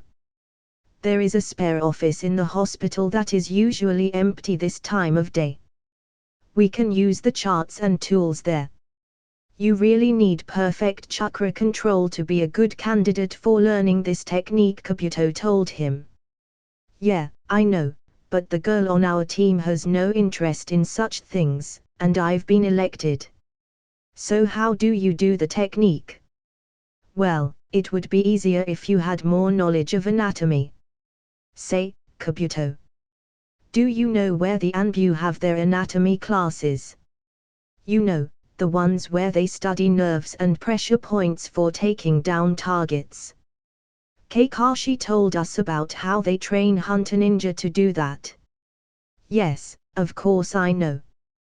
They do get most of their supplies from the hospital, after all. But why would you be interested in such things? Or, there was this girl who did this thing on our last mission to induce false death in a target she wanted to capture. Our teacher wants us to look up those points so we can recognize them next time. Personally, I think he's just doing it to get out of teaching us anything himself. Well, Naruto, I don't really have time to teach you anything further. My team and I have to get ready for the test tomorrow. But if you still want to learn more, how about I introduce you to my father? He could at least loan you some books. He has an extensive library. So what now?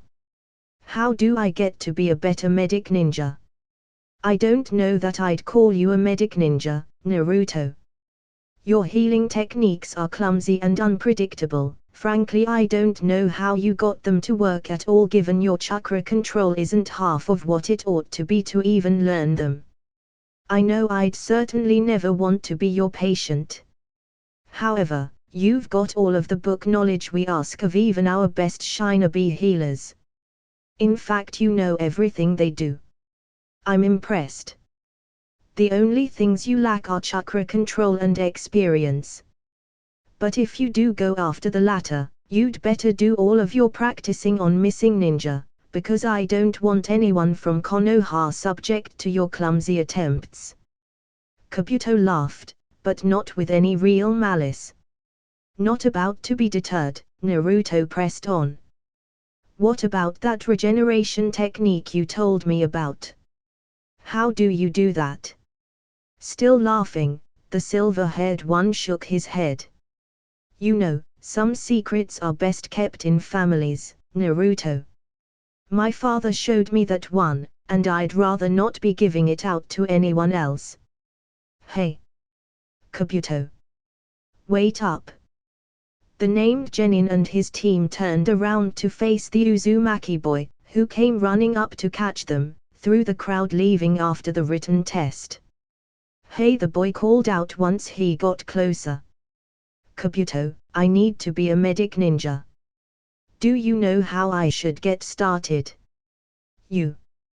Be a medic ninja. I'm afraid that's not really possible, Naruto. You'd need perfect chakra control, among other things. Kabuto laughed, but not with any real malice. Not about to be deterred, Naruto pressed on. What about that regeneration technique you do that I heard about? How do you do that? Still laughing, the silver-haired one shook his head. You know, if I felt there was any chance of you being able to use it, I'd never tell you. But just to show you how impossible it would be, let me show you how it works. Then you can try it yourself, and see how far away you are from doing this, and maybe pick a more reasonable specialty for your talents. Naruto grinned. Naruto was stymied.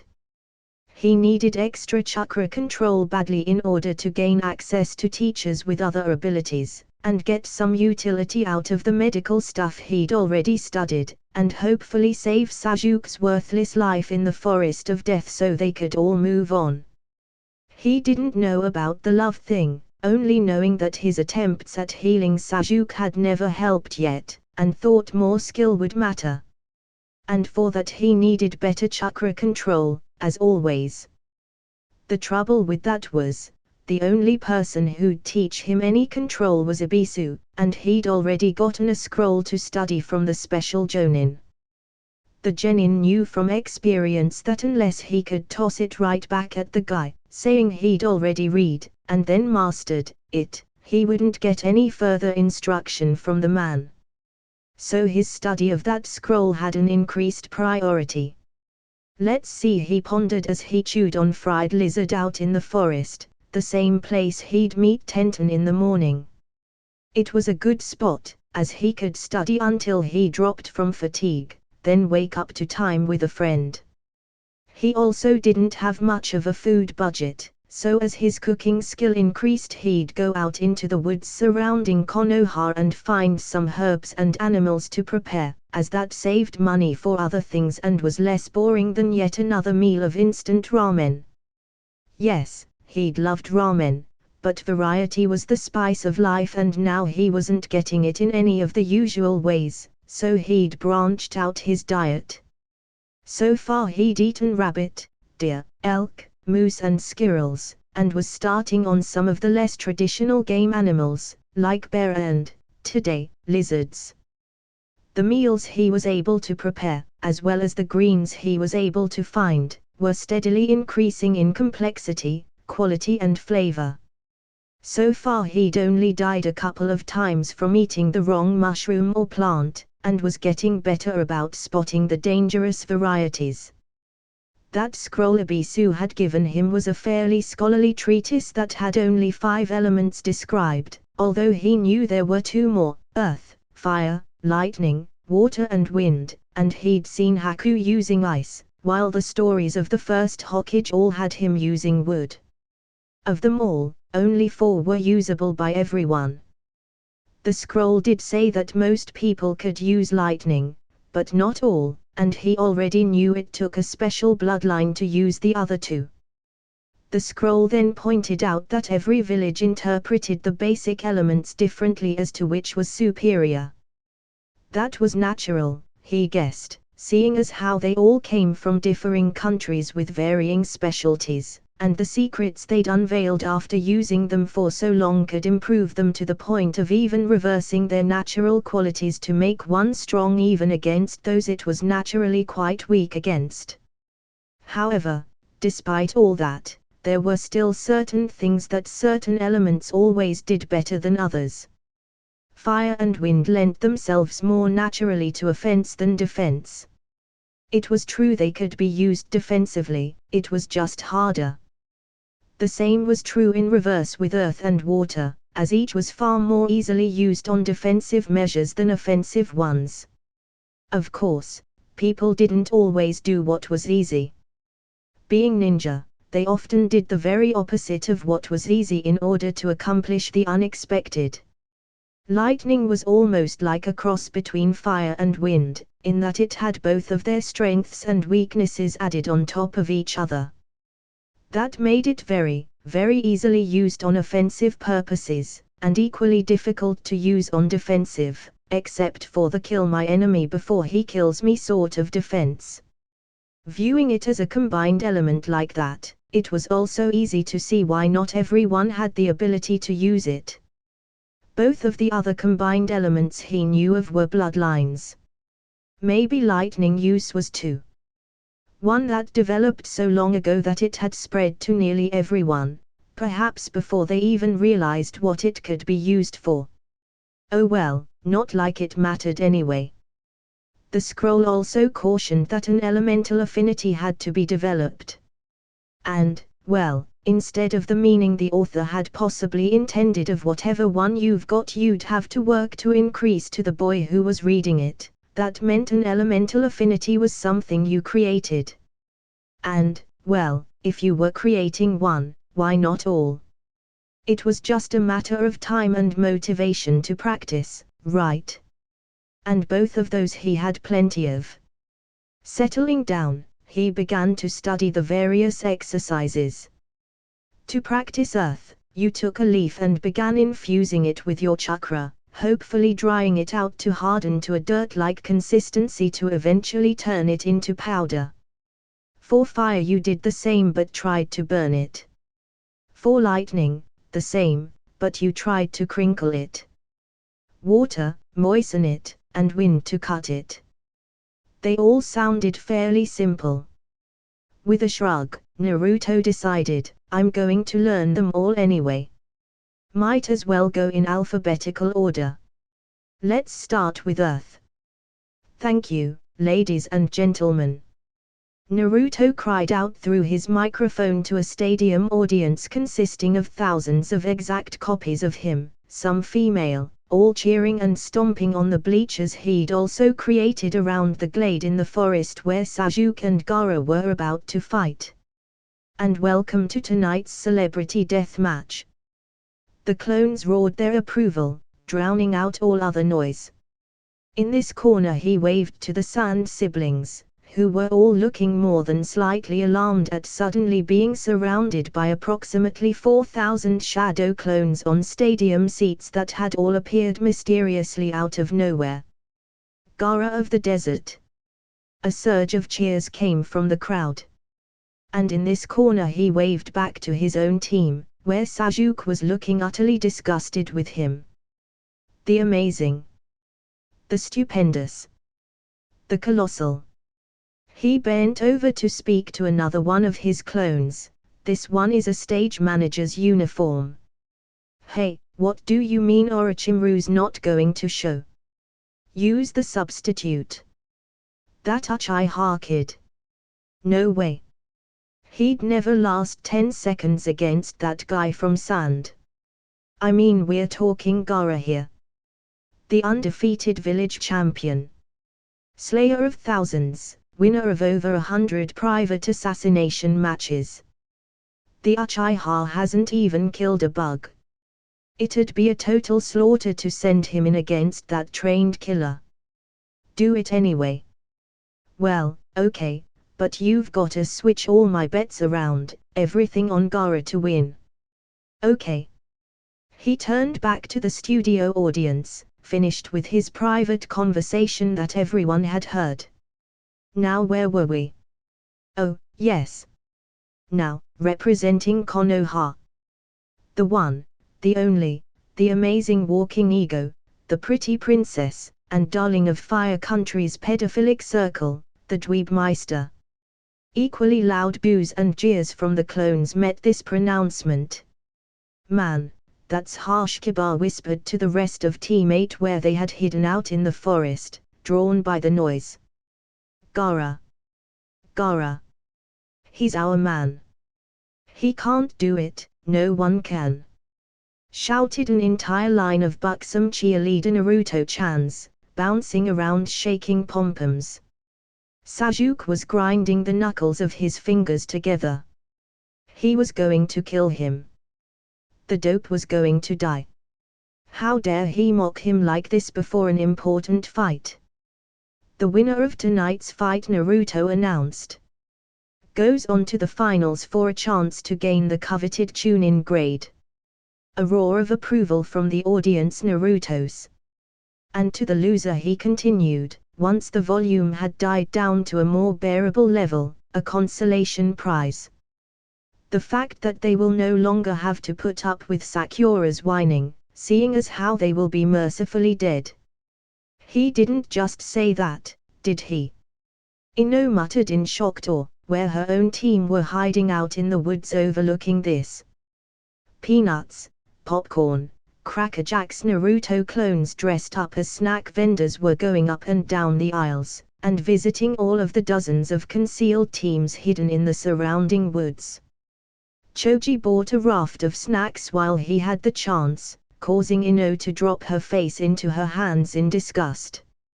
I'm sorry, miss, one of the vendor clones informed Anko, where she was also overlooking this, having heard the noise. But I'm going to have to see some ID. You don't look over 18 to me. Seeing it was nothing serious, she'd stopped a vendor to ask about some sake.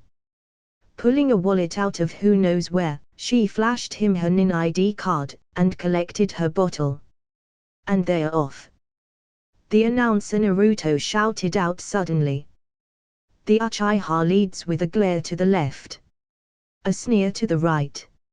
Oh. It's brutal. But Gaara is staying calm in the face of this fierce disapproval. That was it. Sasuke decided. The dope was going to die.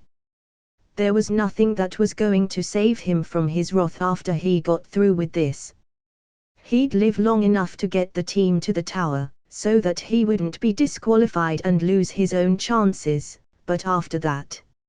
And it's that patented Sasuke scowl. You're seeing it yourself, folks. A move that he's been practicing for the last half-dozen years is now seeing its first appearance in a real death match. But Gaara seems unfazed by the blow. Slow and painful. Sasuke decided. It was going to be slow and painful. He feints with a pout. What will it be next, folks? Oh. I can't believe it. It's the dreaded eye twitch. Can it be that Gaara has gotten through to his ego already? Impossible. There's no creature on earth more arrogant than an Uchiha. He can't be giving up yet, folks. I can't believe that Sasuke hasn't already killed Naruto for this. Ino said between mouthfuls of popcorn with extra butter. He would have if he could tell which was the real one. Nara sighed, reclining beside her with a bag full of peanuts. So troublesome. And it's back to the scowl, folks. I haven't seen action this intense since Sasuke nearly killed himself out of sheer terror and hopelessness at his own weak and useless condition on facing his first real opponent on a C-rank mission. Announcer Naruto shouted enthusiastically into his microphone. Did that really happen? Kiba turned to Hinata, who nodded, having heard the story through the Kunoichi grapevine. Although the version the fangirls told was more sympathetic than that one. The dog user enjoyed a laugh at that information. Oh. We've got a lip curl. The Uchiha is really pulling out the stops here, ladies and gentlemen. I wonder how Gaara of the Sands can stand it. Gaara of the Sands was actually enjoying himself immensely. He couldn't quite remember what approval felt like, but now he had a whole stadium audience pouring it off onto him. And he liked it, even if they were all thousands of the same boy giving it. And the Uchiha takes it up to the next level by slipping into his I'm an angry pretty boy stance that makes him so popular with disgusting old men and brainless fangirls. Hey!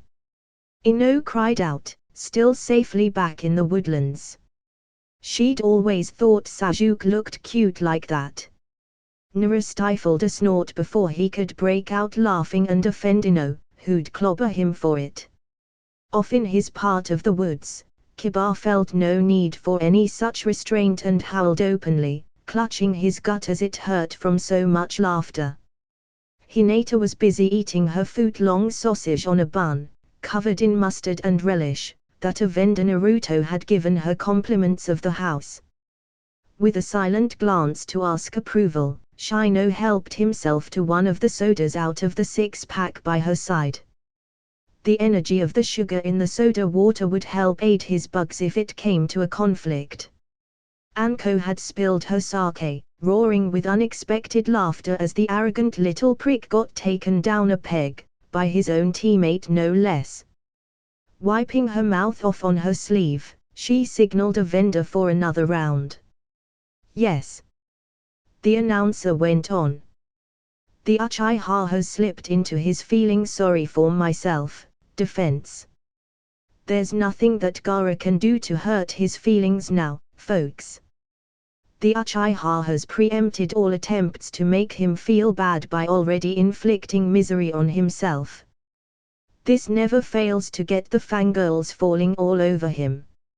It's going to be over soon, now, ladies and gentlemen. And yes. Gaara makes a move, instantly crushing Sasuke to death using the sand the Uchiha had been ignoring pooling up at his feet all along. It just goes to show, folks, that you should never play hurt feelings in a real fight. He will have to be satisfied with our consolation prize. And our winner is Gaara. The clones went nuts in their cheering and applause. Several teams of female Naruto cheerleaders bounced around excitedly spelling out Gaara's name letter by letter while leaping and cavorting about waving pom-poms. The after-game wrap-up show was almost as much of a spectacle as the actual match, with thousands of Narutos marching around on parade. They even had a brass band. Kakashi, when he found out, went so far beyond upset that angry didn't even begin to cover it. It was as though they'd done it to him instead of Sasuke. The amazing copycat ninja got so intensely mad he actually pulled out his thousand birds assassination technique in front of the Hokage, and Naruto almost got it between the eyes. No, he got it to the chest instead, and Naruto got the unpleasant knowledge that he could actually live through having his chest blown open by Kakashi's one-hit kill technique. Still, the reset put everything back to normal, as usual. On reflection, Naruto considered his chakra control dilemma to be becoming desperate. He was running out of things that he could learn and still claim were at all useful to becoming a better ninja. Okay, it was nice to learn flower arranging and all, but unless he was going to go undercover as a girl somewhere, it was hardly critical knowledge, and after his recent surge of abilities, slowing down like this was very distasteful. He loved learning under Tenten's tutelage, but she was an excellent teacher and only knew so much herself. So it was not long before she'd passed that on to him. The time spent bugging Kabuto had been plenty to learn all she could teach and then some. Oh, he was only hitting 40 times out of 100, half that with exotic stuff that wasn't meant to be thrown, but without muscle memory and still having to think through every action. That was as good as he was probably going to get. She was skilled enough that many of the tricks she knew for rapid throwing rates and pinpoint accuracy she couldn't pass on to him until he'd crested that limit. So, sadly, now he was hanging around her for fun instead of a vast increase in ninja skills, like he'd earlier enjoyed with her. Still, he was plenty willing to have fun and hang out with her just for the sake of it. People were probably the most interesting things about this whole reset scenario. You read a book and you've read it, there wasn't anything else there. But people had so many depths and hidden triggers, even when you think you know them well there was always more to discover. On that thought. Hey, Ibisu. What do you do for fun? You know, when you aren't training young ninja or out on missions. Seeing as how the blonde genin asking this of him was doing as he'd been told, turning this way and that, lifting one leg, and so on, the special Jonin decided he'd be agreeable in return and answer, lest Naruto start being difficult. So he adjusted his glasses and thought a moment. Frankly, I like to draw. Naruto nearly fell down from where he'd been balancing. Well, that he hadn't expected. Really? Yes. The special Jonin gazed off into the woodlands. You don't truly see beauty until you learn to recognize it. The world is an amazingly lovely place, but how often do you pause and appreciate it? No, I draw because it gives me a sense of connection to the beauty all around us when I pause and study it. Well, who would have thought? Naruto blinked twice in shock, before using his head to turn around and really look at stuff, having before just seen a sort of mental summary of things he could use and things he couldn't. Then he really saw what the special Jonin had been talking about, the way the wind blew, rustling leaves, glints of sunlight through the trees. It was gorgeous. How had he missed this? He'd been standing right in the middle of it this whole time, how could he not have seen how lovely it all was? Ibisu, as a teaching specialist, decided to turn this into a teaching moment before the young one could forget this instant of realization and dismiss his words. As ninja we have a very dangerous profession. All of us are subject to great stress performing our duties. It is vitally important, young Naruto, to understand that you cannot accumulate stress forever or it will destroy you. You must have some way of reducing or escaping it. For some this thing is alcohol, for others. He snorted disdainfully, pornography, or obsessions with power or control. But all of those are self-destructive habits, not nearly so bad as going rogue and killing your clan, but ultimately destructive to you and your abilities. No, I do not recommend them. They are the choices of those who have made no choice before their stress grew so great it demanded that they do something to relieve their suffering. The special Chunin reoriented on him, the light glinting across his glasses as he turned to look at him.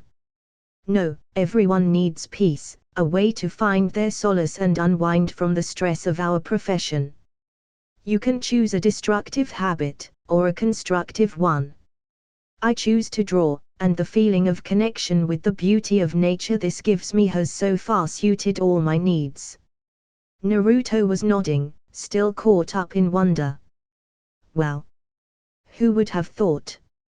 It was several moments before he regained his wits after his surprise at the beauty all around them.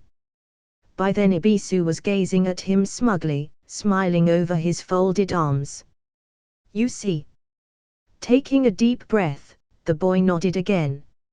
So what now, Ibisu? He still needed to progress, and for that he needed to master that scroll, so he could eventually learn something else. After all, the public library didn't have scrolls of ninja techniques. Even well-known ones like body flicker were still held as semi-secret, and were passed down in families for the most part. All of the scrolls detailing them were in private libraries, usually owned by clans. Ibisu paused in his instruction as his student got a wicked gleam to his eyes. I can't believe I hadn't thought of this before, Naruto mused to himself under his breath. I mean, I know where the bastard hangs out, and he's not going to come anywhere near this place all day, maybe never. I can't recall ever seeing him come here, even before we started to repeat. But, if you are going to steal techniques. He looked up at the gates to the Uchiha district, standing before them debating whether or not to disguise himself as his broody teammate. Why not steal from the best? These guys have been copying the techniques of others since before this village was founded. They've got to have some useful stuff hidden in there somewhere. The sort of stuff they were famous for copying is exactly the kind of thing no one else will teach me. In the end he decided not to use a disguise this time. Plenty of opportunity for that later, if he had to. And he did not want to wear the broody bastard's face any more than needed. So he pushed open a small, door-sized, side gate beside the grand main ones big enough for parade floats to pass through and slipped right in. Dang! This place is extensive. Naruto muttered to himself as he beheld the interior of the walled compound. The only thing he could think of to compare it to was the Forest of Death, only it was on a different side of the village from that perilous place, and slightly smaller. But for a clan compound that was unbelievably huge, especially when you accounted for all of the buildings covering the place, in between the parks and private training grounds. There were even untended farms lying fallow, that had once been worked by hired laborers. It wasn't that big because the population had demanded it. No, there'd never been all that many Uchihas, 100 at most. But, judging by what Naruto saw, they had lived like kings. Apparently being copycats paid well. Still somewhat awed by the size of the place, Naruto started exploring. Of course it couldn't be that easy. Yes, the place was full of traps, it was part of a ninja village, after all, but what of it? Traps were no barrier to a ninja who could create thousands of solid clones and tell them to go first. No, What really tripped him up were the tiny seals inscribed on each window and door of the place. Small, unobtrusive, and the very first time he broke one a full Anbu team appeared, summoned to that location by the disturbed seal, whereupon they immediately took him into custody and dragged him before the Hokage, who blinked when he saw him. "Oh, Naruto. What were you doing in the Uchiha district?" "I was looking for Sasuke." The blonde lied easily, with the practice of long experience behind him to make it convincing. "He'd promised to teach me the grand fireball technique, but I couldn't find him anywhere. So I went to look for him at his house." Relieved, the old man tapped the ashes out of his pipe, motioning for the Anbu team to stand down. "Oh. You wouldn't find him there, Naruto. Sasuke lives in an apartment in town. Here, let me give you the address." As the old man started to write, the demon container shook off the arms of the Anbu still holding him. "Hey, old man. Why is that place so big, anyway? Did we have millions of Uchihas, or something?" Sarutobi chuckled at the question, presented Naruto the paper with Sasuke's address, and sat back, lighting his pipe. Actually, the size of the Uchiha district had nothing to do with their numbers. The grant of a large compound was a tool used by the first Hokage to draw the status-conscious clan to join his new village. At the time before there was a village here, the land was practically worthless, so it cost the first Hokage virtually nothing to make even so grand an offer. So a huge plot of land was used as bait to stroke the egos of a very proud clan, and it worked out marvelously. "So why doesn't Sasuke live there?" The blonde looked at the address on the paper before crumpling it in his fist, as Sarutobi expected him to do. He'd had a great deal of experience in acting and how to throw off suspicion. The Hokage's face darkened. "Naruto, I don't expect you to remember, but when you were about 6 years old, one of the most promising prodigies the Uchiha clan have ever produced turned rogue and slaughtered his family in what is now known as the Uchiha Massacre. So what's that got to do with anything?" The genin blurted, interrupting as he knew the old man expected him to. "I was just coming to that."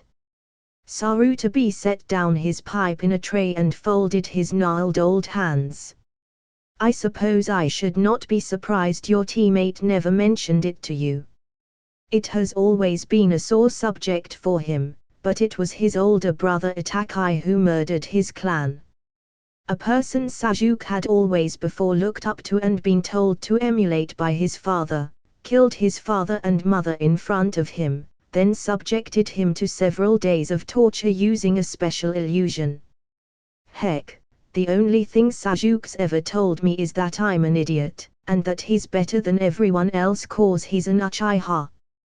The orange-clad boy folded his arms behind his head and casually examined the walls, trying to hide how much that still hurt, especially since Sasuke's mood wasn't great during the test and he was having trouble remembering better times, if there were any. Come to think of it, Sasuke'd always been something of a stuck-up bastard. Why did he hang around him again? Oh, that's right. He'd had no family and 0 real friends, so he'd substituted by annoying acquaintances in order to get people to recognize him. Sasuke and Sakura had been his prime targets. The Hokage sighed, reading that interplay as though he could see inside the boy's mind. "Yes. I've heard that boy tends to keep people at a distance. It is not healthy for him. I was hoping, when I formed Team 7, that your friendly and outgoing nature would be good for him, and that if you became friends his popularity would benefit you in turn." Naruto glanced at the guy out of the corner of his eye. "News flash, Gramps. It didn't happen that way. He and his fangirl take turns abusing me, and when it really matters they gang up on me. Sarutobi shrank in on himself a touch. Yes, I'd heard that, too. Naruto turned back to examine the walls.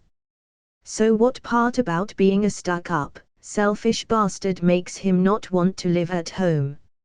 I'd thought having such a huge place would only help prove he was better than anyone else.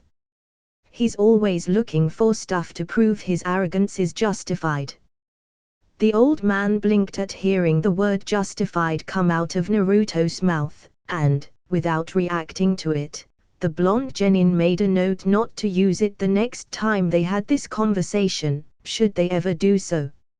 Still, the moment of surprise was not great enough to stop him from answering the question. After the catastrophe, Sasuke didn't want to live where he was constantly surrounded by reminders of what he had lost. So I made a deal with him. The Uchiha district is, as you pointed out, surprisingly large, and no sooner had that clan accepted the first Hokage's offer than other member clans were grumbling about it. So I felt I could satisfy everyone in one great move. I could help a child with too much on his shoulders while resolving the animosity among our other clans at the same time. Sarutobi gave a very sad smile. I truly thought I was being quite clever, and felt I would resolve a long-standing bitterness if I offered for Konoha to buy the Uchiha properties from Sasuke at a fair price for all involved, then turn around and sell them again to whoever wanted them. Thus, none of our clans could complain again about the large land grant, because everyone would have had their own chance to bid on them, along with everyone else. While Sasuke would be well provided for and away from painful, traumatic memories. Naruto glanced at the Hokage, then slacked down into a chair, mannerisms just screaming get on with this, even though he was secretly quite interested. Sarutobi leaned back and drew several long drafts on his pipe, thinking he was torturing the young genin by the delay, but he did eventually continue. Sasuke agreed, and packed everything he wanted from the estate. He did not take much, as I recall.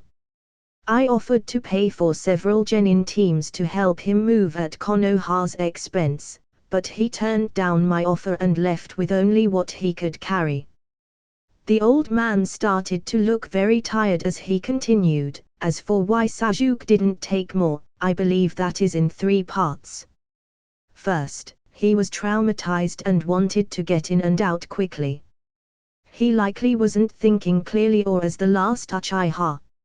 Second, the use of the library had been pounded into his head from an early age. His family was so firm about treatment of their collection that even I know the rules: don't lose or damage any scrolls or books you take, return them when you're done, and if there is only one copy left then either make another copy or don't remove it from the library. Third, he was aiming at getting memories and what he and Itachi had been learning at that time from their father. Everything else was secondary to that goal. Naruto gave the Hokage a bored look that was completely at odds with his feelings inside, which thought this was fascinating. Ah yes, Naruto, the punchline. I am coming to that. The joke was on me, after all, because no one in Konoha wanted to buy the Uchiha lands. After the massacre happened, some felt it was cursed, some felt it was haunted, some just couldn't fathom the idea of wanting to even be near the place after what occurred, some felt it was dishonorable to use the lands after what had happened there, and so on. In the end, no one wanted the Uchiha lands. I was, obviously, fairly annoyed, especially with those who had previously been very vocal about the subject. Sarutobi gave a sad sort of smile. There was nothing I could do, though. Konoha owned the land, no one wanted to change it, everyone for differing reasons, or even go near it. We covered the buildings with seals to keep out squatters or infiltrators, and patrol it every so often to keep it clear, but ever since that day it has just sat there, a permanent reminder of what Itachi did to his family. Sasuke, I understand, has never once gone near the place since he left it. Yeah. But at least that bastard gets to know who his parents were. Naruto bit off that statement bitterly, folding his arms behind his head to look away from the Hokage sullenly, mumbling, and he gets love and respect of the villagers. Kakashi teaches him techniques, and the voice grew too soft for even the Hokage's sharp ears to follow. Sarutobi winced badly, then broke out in a wan smile as he reached for a piece of paper. Naruto, how would you like your own district? The boy's shocked and grateful eyes grew round, then he consumed the old man in a hug. Yes. Too bad the library of the place was impossible to find. Every morning, or every other morning when he'd choose to pass the test to go on fighting Orochimaru, or laugh himself sick as Gaara gelded Sasuke, Naruto woke up to the same old broken down dive he'd always lived in. Although, ever since he'd begun his home improvement kick, he'd wake up to create a steadily increasing number of clones to work on the place while he was away. Lately he'd been creating close to 600 clones every morning just to fix up his house. They'd strip out everything except the support beams for the upper stories, then go to work.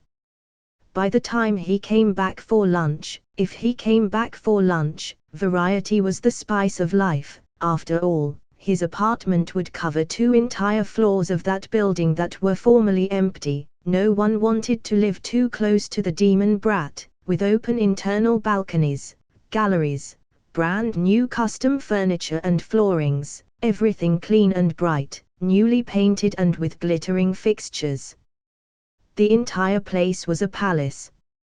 Of course, the Uchiha district was simply enormous, large enough to practically count as a village unto itself, with its own shops and everything. But now it all sat empty. It would be a mistake to say that Naruto bought it.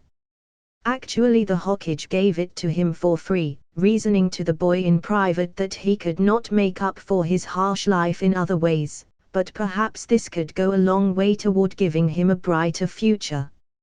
In public he had no need to say anything but that those lands were his to distribute as he chose, and no one else had wanted them in all the years they'd been available. So, like the first Hokage had done, the third made them a grant, as he had the authority to do. And, since he'd learned how to get the Hokage to do that for him, Naruto did it often, because after every reset it was back to that same old dingy dive he'd always called home. Interestingly enough, having done a little research, he knew what was now the Forest of Death had once been offered as the same deal to another clan, one that had not, in the end, elected to join the newly emerging village of Konoha, but had stayed in the Land of Mist where their valuable abilities had since been destroyed when that country turned against and murdered their bloodline-carrying clans. The land, initially kept reserved in case they'd changed their minds, had since come to other uses as a survival training ground and testing area. But all of that came about later as he was doing research into the district and discussing the history of the place with Sarutobi. Ever since he'd started getting it, he would spend some time there searching as he poked further and further into the former Uchiha lands. For the moment, he was busy looking for their library of stolen ninja techniques. It was not easy to find. Hardly surprising, really. The Hokage had doubtless been searching himself, and sent teams to do likewise before they'd closed it all down. The collection of scrolls on stolen techniques must represent an incredible resource, if only no one could find it, and Sasuke wasn't talking. Perhaps the bastard realized what he'd given up, and had been trying to figure out a way to get it back, after having spent part of the money. Nah. That was really unlikely. Anything Sasuke wanted, he got, as someone was willing to give it to him. No, more than likely he was just being a bastard about it, denying the village help because he could. It was also possible the bastard had forgotten where it was. After all, he'd been quite young when he'd left the place, and that might have gotten caught up in all of the general repressing he did over the rest of that trauma. Sasuke was not a well-adjusted, happy boy. It was also possible the broody boy had never known about it. Children blab things without meaning to. So, if it was all so desperately secret, they just might not have told the kid where it was before they all died, just handing him scrolls as needed. And if that were the case, the Uchiha was too proud to ever admit it. Anyway, no longer dipping into the Uchiha's mind, it was an icky place. The Uzumaki boy had spent several entire resets after finding out how to get the Hokage to grant him those properties, going over them and looking for those scrolls, only to be disappointed. They were really marvelously well hidden. But then he had an idea. It struck him, as he'd been thinking, that somewhere on the Uchiha property was the Uchiha library, containing whatever records they'd made of special moves and ninja powers stolen over entire generations of using Sharingan, that it was presently hidden in such a way that unless he could somehow get his own Sharingan, the most likely key, he was unlikely to find it. Ever, considering how hard he'd looked already. His clones were in the process of dismantling buildings, and if they hadn't found it by doing that, they were not likely to find it at all. Although there were plenty of ordinary secrets around the place. Who knew that the Uchiha were such perverts? There was porn stuck in practically every wall of every home, concealed by who knows who for what reasons. Although, he was learning a great deal about traps as he dismantled the places, and the Uchiha had some fiendish ones. Too bad most couldn't be used out in field conditions. Still, that wasn't a total loss, as it had reminded him of something. Namely, Sasuke's techniques hadn't come out of nowhere. He'd known some C-rank special powers even before he'd graduated the Ninja Academy, which was also long before he'd gotten his Sharingan activated. So, no Sharingan meant he couldn't have just copied them, which meant that he'd learned them from somewhere. Since it was unlikely his family taught him, seeing as how they were all dead, and had been long before the Uchiha had started to use those techniques, the most likely answer was he'd learned them off scrolls, perhaps taken from that exact same Uchiha library. So, what would an arrogant bastard do with a scroll detailing a secret ninja power after he'd learned what it could show him? Why, nothing. He'd leave it wherever it happened to be when he got finished with it. Because, you see, arrogance makes people do things like that. And especially in the Uchiha's case, where people were falling over themselves in eagerness to do things for him or give things to him, he didn't have to be careful with anything that he had. There is a word for that, and it is called spoiled, a word that suited Sasuke perfectly. He was a perfect little spoiled princess. Everyone in Konoha loved him and gave him whatever he wanted, while he pouted about it not being enough or good enough for him. So, figuring that unless Sasuke gave it away once he no longer had need of it, and not finding that likely, as the Uchiha was far from generous, Naruto felt that the most probable place for those scrolls to be abandoned was in the bastard's apartment. So he broke in to go looking for it, one day while a clone was off taking the written test to cover for him, so he could be certain Sasuke wasn't home, or going to be returning there for an hour or more. That was all the time the blonde burglar would need to ransack the residence of his rival, especially with a dozen clones to help. He could go over every inch of it to be sure not to miss anything. They struck pay dirt almost at once. It wasn't even hard. On a shelf next to the dining room table was one of those little honeycomb hold organizers meant for holding scrolls.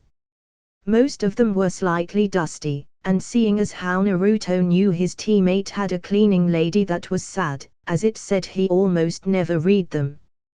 which suited what he'd expected, actually. A couple of those scrolls were worn, like they had been well read.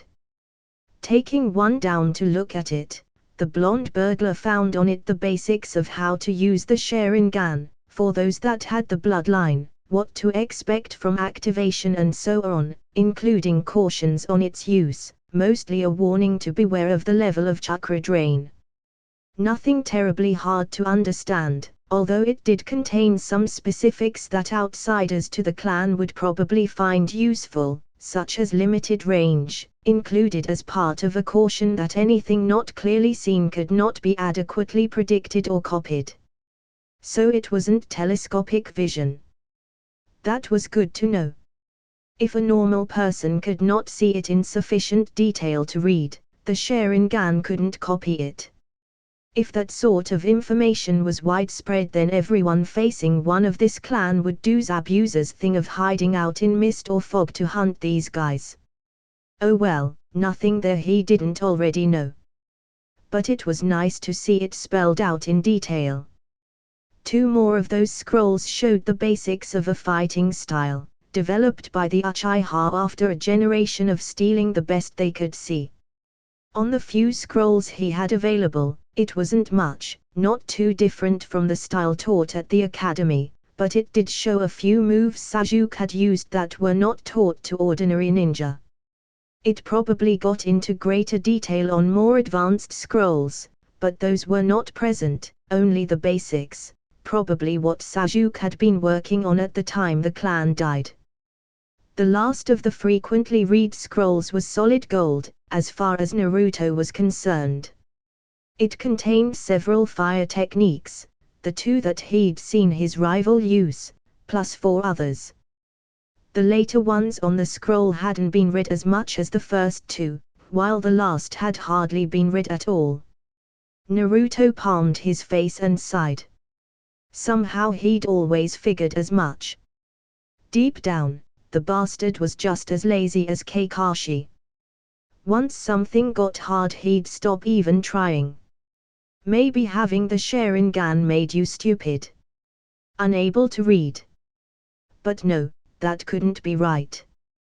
To get the early parts of this scroll so worn, his rival would have had to have been studying this for years.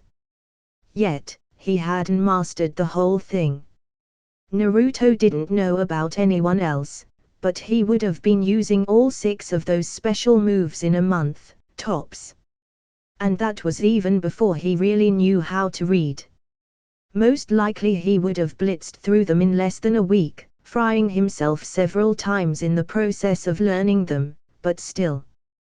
To have had such wealth and not devoured it was inconceivable to the orange-clad boy, whose appetite for ninja skills was insatiable.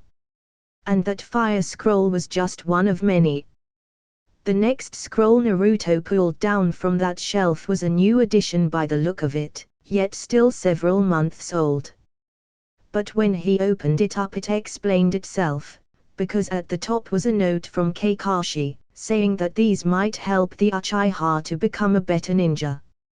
On it were 3 earth techniques, one for making a wall of earth spring up out of the ground to protect you from opponents, and the 2 Kakashi had used to defeat Sasuke during the Genin test, one that allowed a user to hide underground, even moving a short distance through dirt, and the other where you dragged your victim down into the earth until only their head stuck out. By the looks of it, their teacher had to have given this to Sasuke right after the test, or at least in that time frame, yet it was brand new, it had never been opened, much less read. Naruto stood there, fists clenched and steamed. How could he? How could Sasuke be so wasteful? And Kakashi?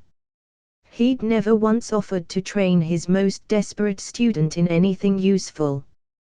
The blonde had begged and pleaded for scraps of attention, for any hint of training, and yet here he'd showered it on the pretty head of the Uchiha. Even when he didn't want. In the midst of this upset, a light bulb went off over Naruto's head. This had been the way it had always been between them. Kakashi would ignore him to favor Sasuke, while Sasuke didn't work hard or appreciate. That was it. The one time Kakashi had done anything close to training anyone other than Sasuke was that tree climbing exercise. Sakura had gotten it right away, while Naruto had pressed hard, and the Uchiha only worked at it because he didn't want Naruto to get the move down first. Kakashi was using him as a tool to motivate the Uchiha who, by the looks of the things found here in his room, didn't work hard for anything if he could avoid it. So why hadn't he done those contests more times? Probably because Sasuke asked him not to. Kakashi would never do anything Sasuke didn't want.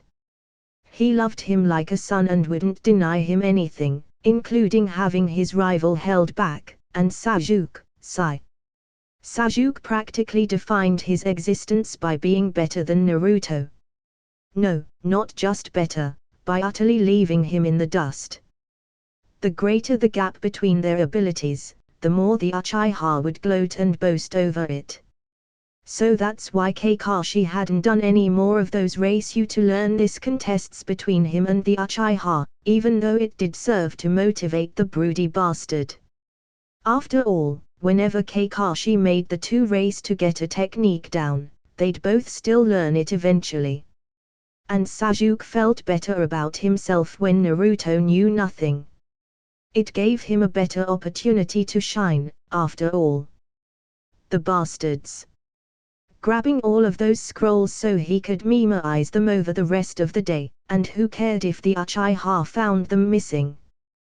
They'd all be back in place after the reset anyway, and the Uchiha would recall nothing of it. Naruto almost missed one that had been tossed into the back like garbage. Peeking at it, Naruto found it to be a scroll of very minor ninja techniques useful in camping. But scribbled across the top, in Sasuke's handwriting back from 3rd grade or so, was not going to help me beat Itachi. So, that made it garbage, did it?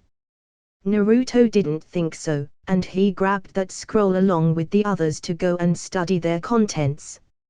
Unlike certain Uchihas, he wasn't going to turn up his nose at any chance to increase his skills or knowledge. It disgusted him that anyone could call that sort of pathetic person a genius. On his way out, his clones stopped him to see a discovery they'd made while prying up floorboards. Hey! It didn't matter if they got caught ransacking the place, as it would all be back to normal either tomorrow or the next day. Down in a dusty corner, hidden under the floor, was a box of what had to be Sasuke's treasures. It held an ornate katana, a lady's jeweled pin, and a small box of family photos. Since some of those photos showed his dad with the sword, and his mom wearing the pin, the photos had names on the backs, it was easy to figure out these were all relics of his parents. Holes had been cut out of some of those photos, where, at a guess, Itachi had once been pictured. A name scribbled out here or there confirmed it. These treasures weren't exactly hidden in a convenient place, but neither were they left entirely alone. The nails and holes over the opening in the floor to reach them showed signs of having been pried open several times before. So, at a guess, the last Uchiha pried them up to look at his family mementos once or twice a year, or whenever his brooding began to falter. Acting on a bit of petty revenge, Naruto took the items to see how much a pawn shop would offer for them. Of course, armed with the Uchiha's bank account information, found hidden behind a painting in the sweets kitchen, he had no need of extra money. One quick shapeshift and cash withdrawal would provide all he could want within his modest needs, he felt sure. But it was the spirit of the thing that counted. Sasuke treated what Naruto treasured as garbage, Naruto could do the same in return. Those purloined scrolls were a treasure trove of the highest order to Naruto, who'd been desperately seeking after such knowledge for years. Even if you didn't count all of the time pre-loop he'd spend long enough during endless repeating days, he felt that probably qualified alone. Even just the scrolls he had already opened amazed him with their utility. Opening them all revealed nearly 30 techniques, only counting those that Naruto didn't already know, averaging about 6 techniques per each of the 5 common elements, and most of those scrolls had never been opened. Not once, until Naruto had done so just now.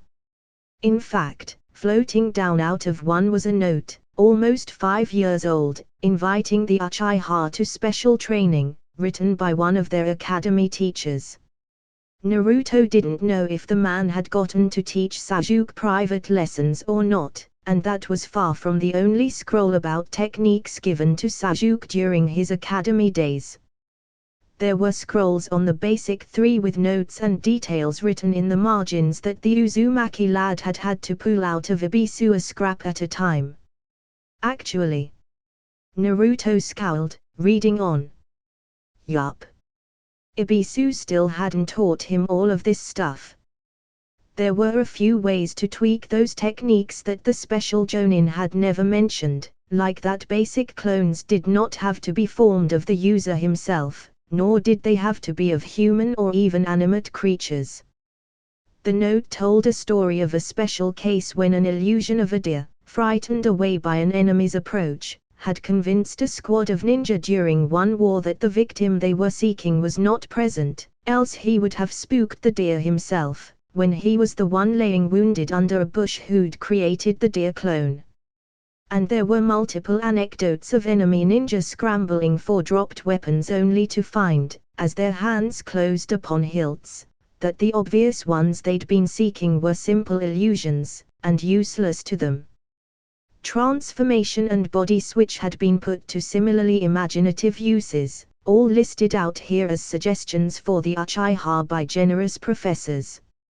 And for the most part, he'd never once even looked at the scrolls. Actually, looking at the dates, Naruto had to suppress another grimace of disgust, as these teachers had been trying to get Sasuke to learn the jutsus at least a year in advance of the other students being introduced to them. A genius. Oh. You bet. I mean, look at how fast he'd learned the, whatever. Well, yeah, that was easy to do when you had a year lead in on everyone else learning them. Sasuke would have had to have a head like a block of wood not to have gotten them quickly or early. And somehow Naruto did not suspect those teachers had given up when he hadn't read their scrolls. All of the extra credit stuff was included that Naruto had never gotten invited to learn, too. There were techniques taught as rewards to talented students to help motivate them in classes, things like how to detonate exploding tags from a short distance, basic stealth and wire work, how to form tags into defensive traps automatically triggered by an enemy crossing the circle, and more. Body flicker, yep. Everything he knew except the shadow clone and his own creations had been given to the Uchiha long ago, most of them with master's suggestions on how to really use the techniques to their full potentials. And, yes, the 3 basic chakra control exercises were all here, spelled out in detail. One of them was even a gift from Kakashi. Naruto, the boy had to stifle a sigh and wipe away a tear.